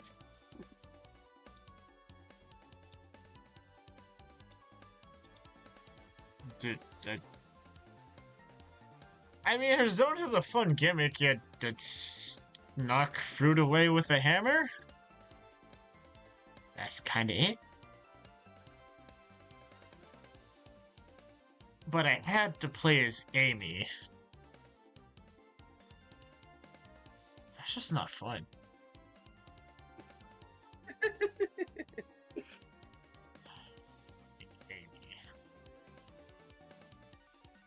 Amy. Yeah, Amy. Dinkelberg. The music's pretty nice though. I will give it that. Something here. It reminds me of Sonic, like Saturn era Sonic music. I will give it that. And I guess Amy's friendship with Trip is pretty cute. What's stupid is that in Act 2, there's a shortcut with an octopus that you can only do with Amy. So I held my head in shame. As instead of beating the zone with 2 minutes, I beat it with 4. But hey, that's the price you gotta pay to not play as Amy. The commitment you have to not be Amy.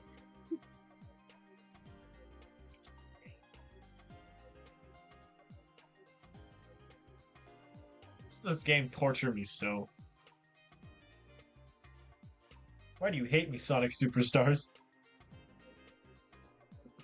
Alright, Sand Sanctuary.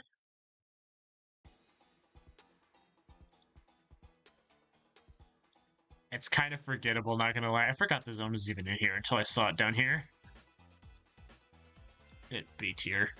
No, not even B tier. Sandopolis is more fun than the zone, actually.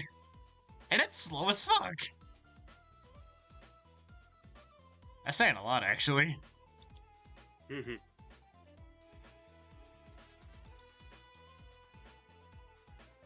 I got nothing to say about it. I thought it, like I played it as Knuckles, and the boss is kind of stupid. All the bosses in Sonic Superstars are stupid. I bet you weren't ready for that one. It's just like, wait, hold on, I want to do a bit. Just like, oh, press Factory Zone. Wrong, it's the return of the Sonic Spinball Options theme.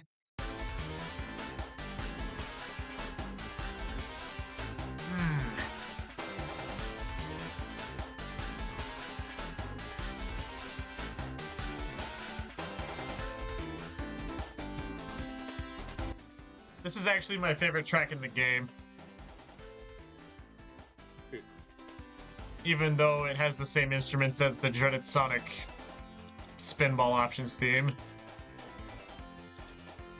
And just for that, it actually makes A tier because I like the gimmick of it. Even though it's a generic factory level, I like the two gimmicks that it has. One of them is like this big ass piston that slams into the ground that makes you do a little hop every time, which can lead to your detriment or leading you to a path or something. And then Act 2, which doesn't have that good of music. You made a really cool Act 2 remix! And you did it! Oh. Why? Why, Sonic Team? Why? Why did you disappoint me? Its gimmick is that it's literally like there's a ticking time bomb in the background that you have to switch some buttons to like reset it. And if you don't, it just like insta-kills you. That's alright. But why'd you ruin the music? Ugh.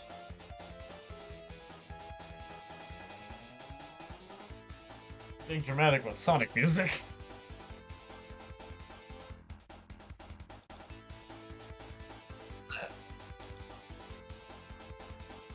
I love the options menu theme, yeah. Yeah, Dark Sonic Roar!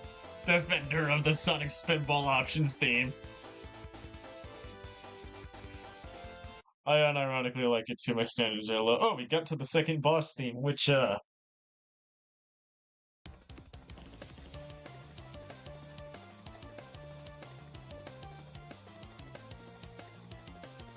mean, it's better, but it's still like mini boss material.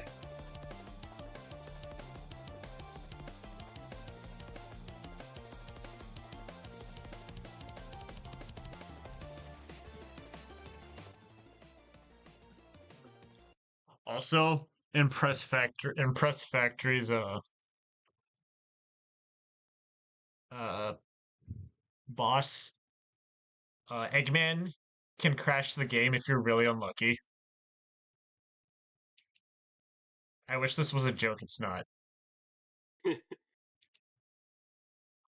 Anyways, next one. Wow. That's not it.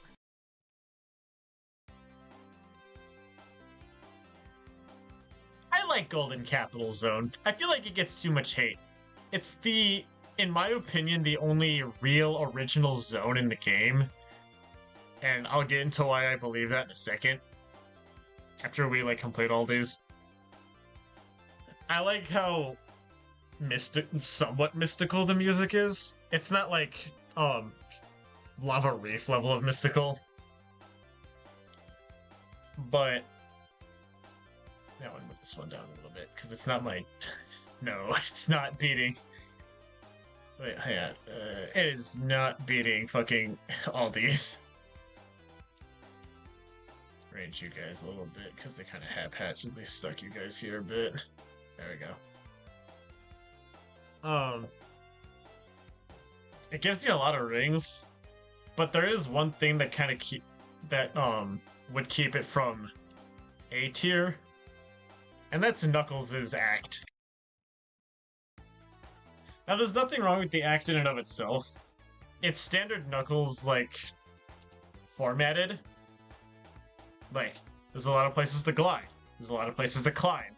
It utilizes Knuckles' moveset to its extended ability, just like how Sonic's is very linear. Amy's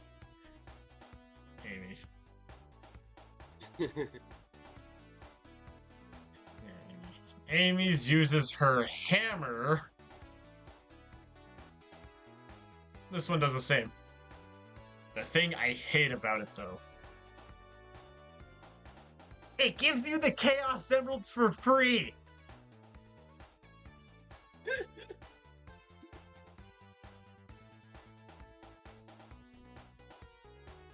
I hate that. Why? Because that means you don't have to work for the Chaos Emeralds like you did in the bank. You just gotta do Knuckles' own and just have them. Kind of, but you get my point here. Like, at the end of his zone, he punches a door, there's the remaining emeralds, and... It's not even a bad ending to the game. There's no consequence. There's no reward. They just the guys were just handing these things out like lollipops. I hate that. I actually fucking hate that. Like, I didn't see it on my stream, but I saw it on like another person's playthrough, where it's just like he punches the door, Chaos Emeralds appear, he gets them, and I'm just like, what? It's the same equivalent to like, let's say you have like a job or something, right? I know that's kind of hard to believe. There's something like, how dare I have a job or something? Like, let's say you have a job, right? You get a promotion because you worked your ass off, right? You get a raise on your next paycheck. Like, you earn that stuff. But the person you're working with, who doesn't do as much work, if anything, they slack off, gets it as well for nothing. That means your accomplishments, your effort, is as comparable as doing the bare minimum. Which means Sonic Superstars' special stages are pointless. So why even have them if you just get the Chaos Emeralds? Knuckles just gives them to you? It's like, oh, you could probably just skip Knuckles' act. No. You can't. Because, like, the next cutscene will play, like, the next, hang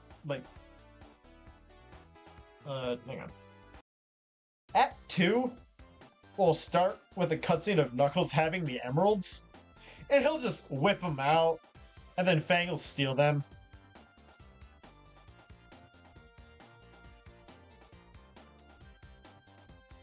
What, did you guys just give us the Chaos Emeralds for free because you wanted that cutscene to play out? There's no reward!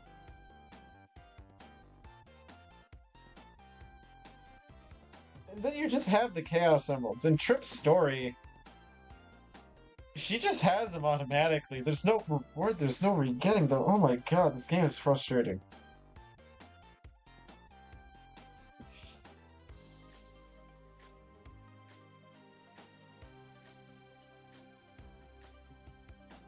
I know I'm sound... Hang on.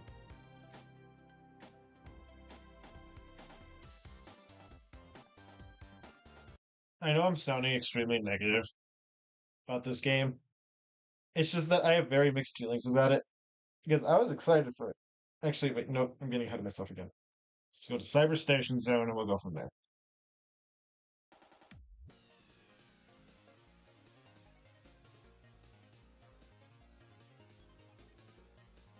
Cyber Station is a pretty good zone. I'd probably put it bottom A tier. I like the music. Again, it reminds me of stuff you hear from the Saturn era. And I like the voxel models for the cast. I think they look really cool.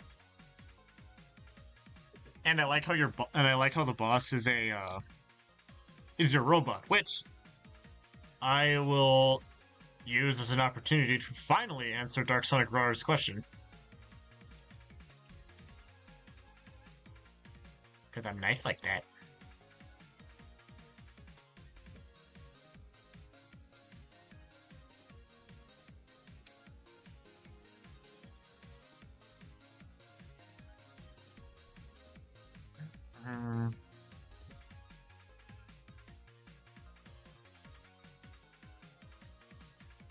The fuck is this?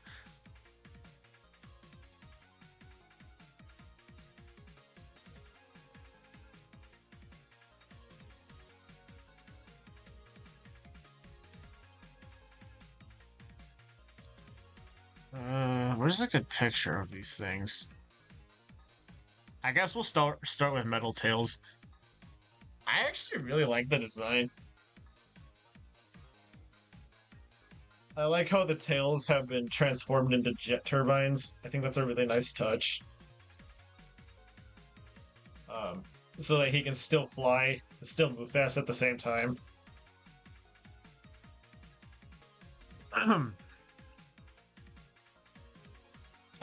I like how it still takes into the account of like how Metal Sonic was designed.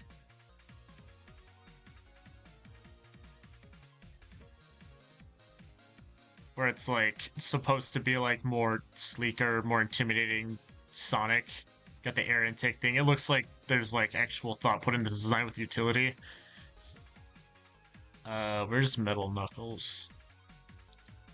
Where are you, Metal Knuckles? I need to rate your design.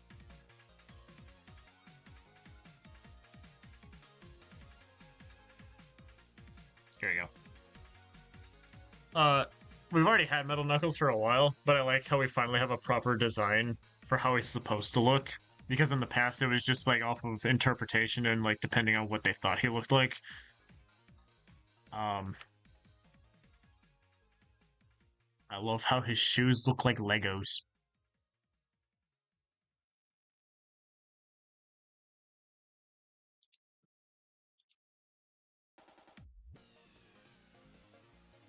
And as for Metal, Amy. Yep. Metal Amy. I mean, she looks alright.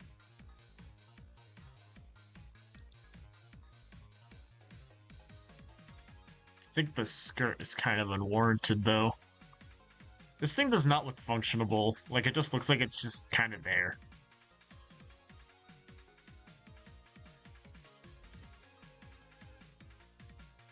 That's kind of all I gotta say about it.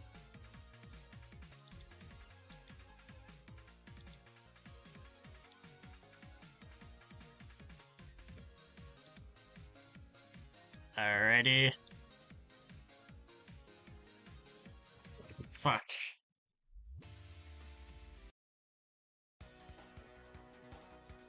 Frozen Base Zone.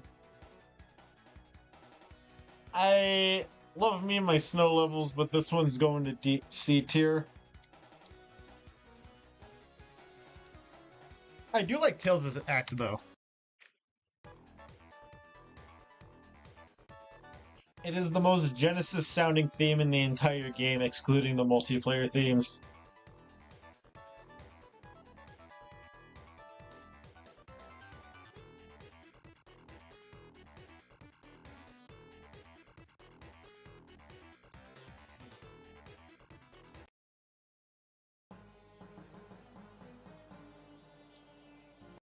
And I like how, Act 2 is referencing Fantasy Zone. Fun fact, depending on which character you're playing as, depends on what kind of Eggmobile it is. Sonic is the original. Tails has Sonic 2's. Knuckles gets the one from Sonic 3, and Amy gets the one from CD. Oh, Trip gets the Egg Scorcher, I think it's called, from Sonic 3. I don't know why she gets that, but she just gets it for the stream to be done, dude. I'll save this one for another time. Jesus Christ, this took way longer than it really should have.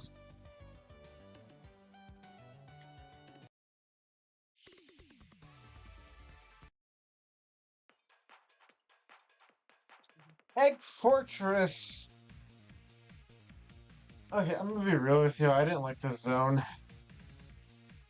Actually, by the time I got to this part of the game, I was just kind of ready to be done with it. This is the negative emotional aura zone of the game. That's what I'm saying.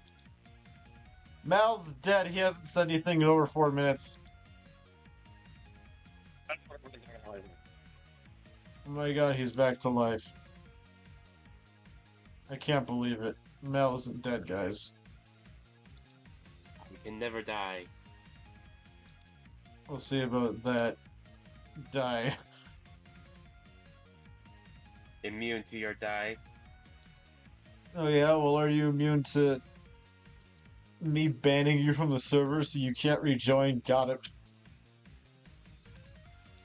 Uno reverse, so I'm the admin, you can't fucking ban me. I fuck can do this. anything. C tier. It's just a... Okay, here comes my biggest complaint with this game. With this game. I have a lot to say, so buckle the fucking kids to the Dark Sonic Rise gone. Buckles up. Yeah, let me put in a theme that...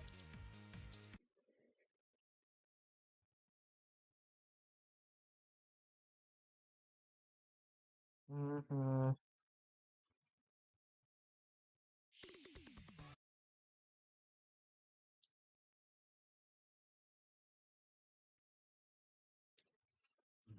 my god.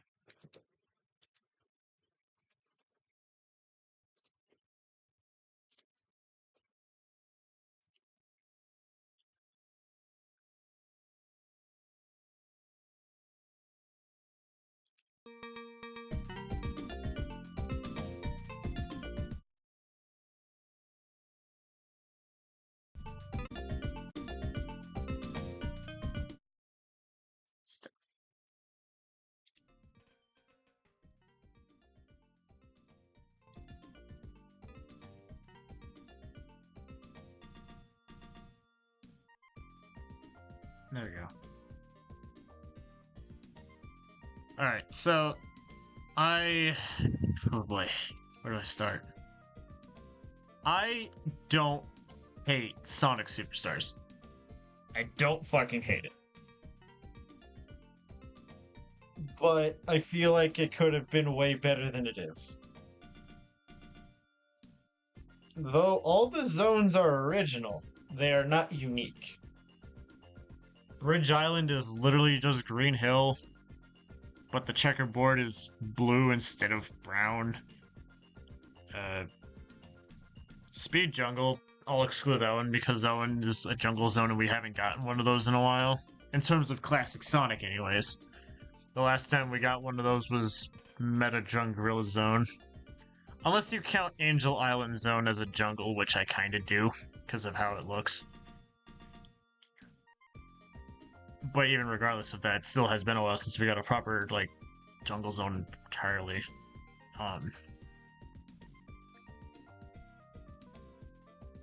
Sky Temple is literally just Sky Sanctuary. Combined with, it's just Sky Sanctuary.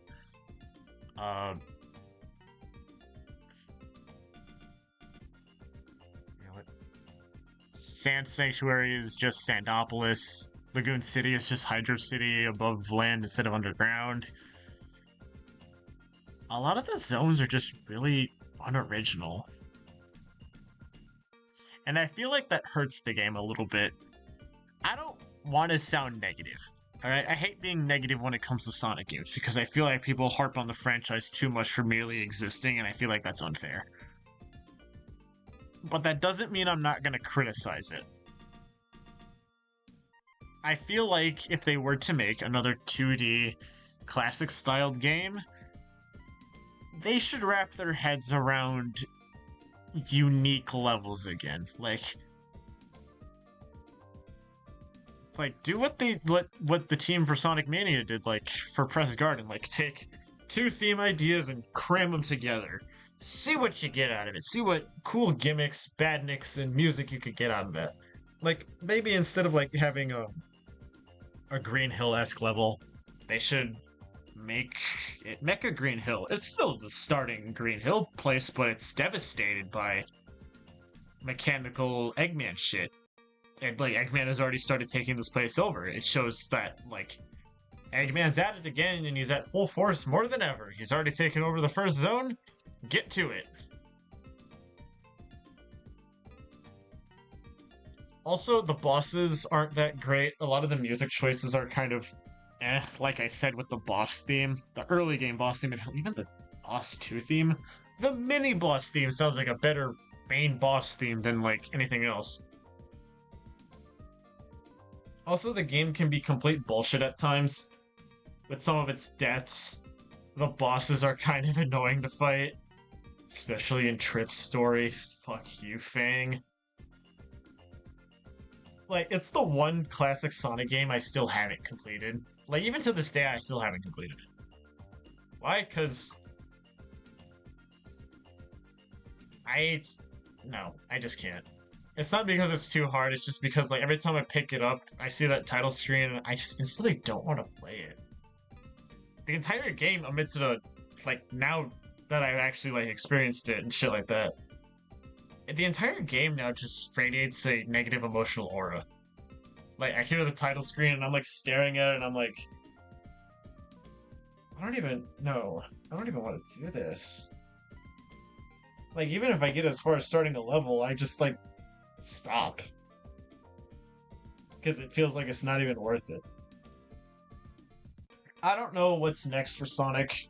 I certainly hope it's something interesting since we got Sonic X Shadow Generations. They're being a little more daring with characters and stuff. I hope we get a game about Knuckles, akin to Shadow Generations, where it explores the character a bit more.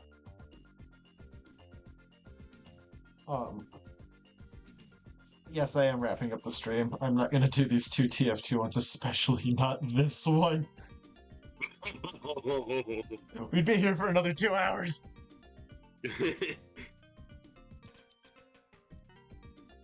But again, I don't hate Superstars. I just wish it was a bit more than what it was.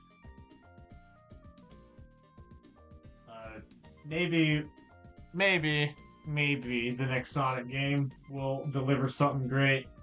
Again, this franchise is a Russian roulette of quality. The next game could be the next Sonic 06 for all we know, where it's glitchy as fuck and incomplete. Or it could be the next Mania where, like, they hit it out of the park, it's great. They need to let fans do more shit with the franchise. I'm not saying that, like, fans should, like, take the wheel and make it like that, because then it would be a fucking mess. Like, some fans have great ideas, but some of them are...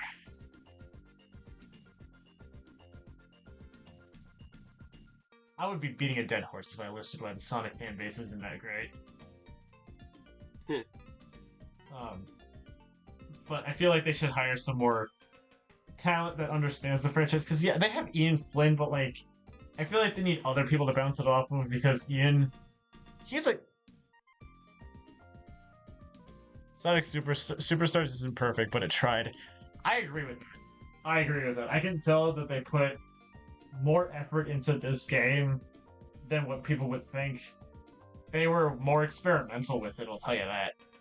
Like the multiplayer, the co-op multiplayer, the versus multiplayer, bringing Fang back, adding a new character. They essentially tried to make the proper Sonic 4, is what I'm saying. Because technically this is Sonic 4, even though I consider Sonic Triple Trouble to be this true Sonic 4. So this is, in my eyes, Sonic 5. Or 6, I don't fucking know.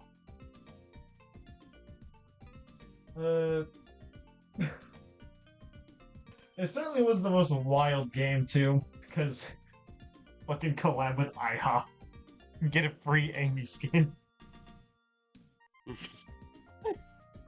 You have to buy like $70 worth of fucking pancakes in order to get that shit.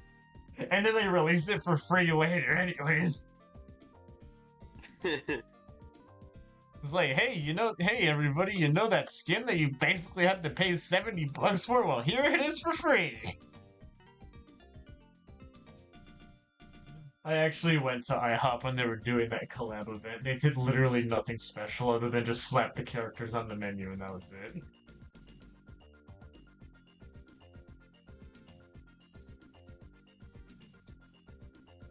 Alright, here's my ranking of all the games in general. It goes 3, 2, 1, CD. No, it goes 3, Mania, 2, 1, CD, and then Superstars.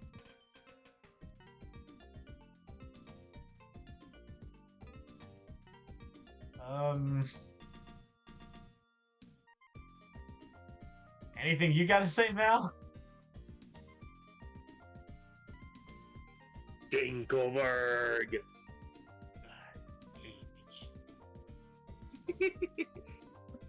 Fucking Amy. It's always Amy.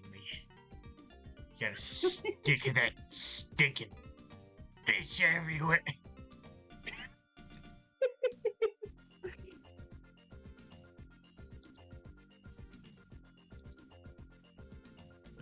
Yep, we're gonna wrap up stream then. One last call. Anything else, Mal?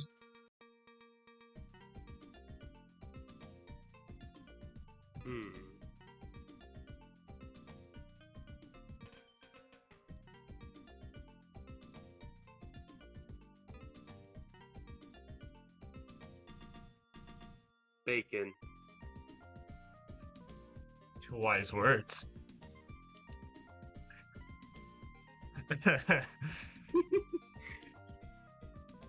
Yeah, anyways, this concludes the stream. Drink water. And so, Jonathan Conathan wrapped up his stream. I have been Billy Mitchell, and you can go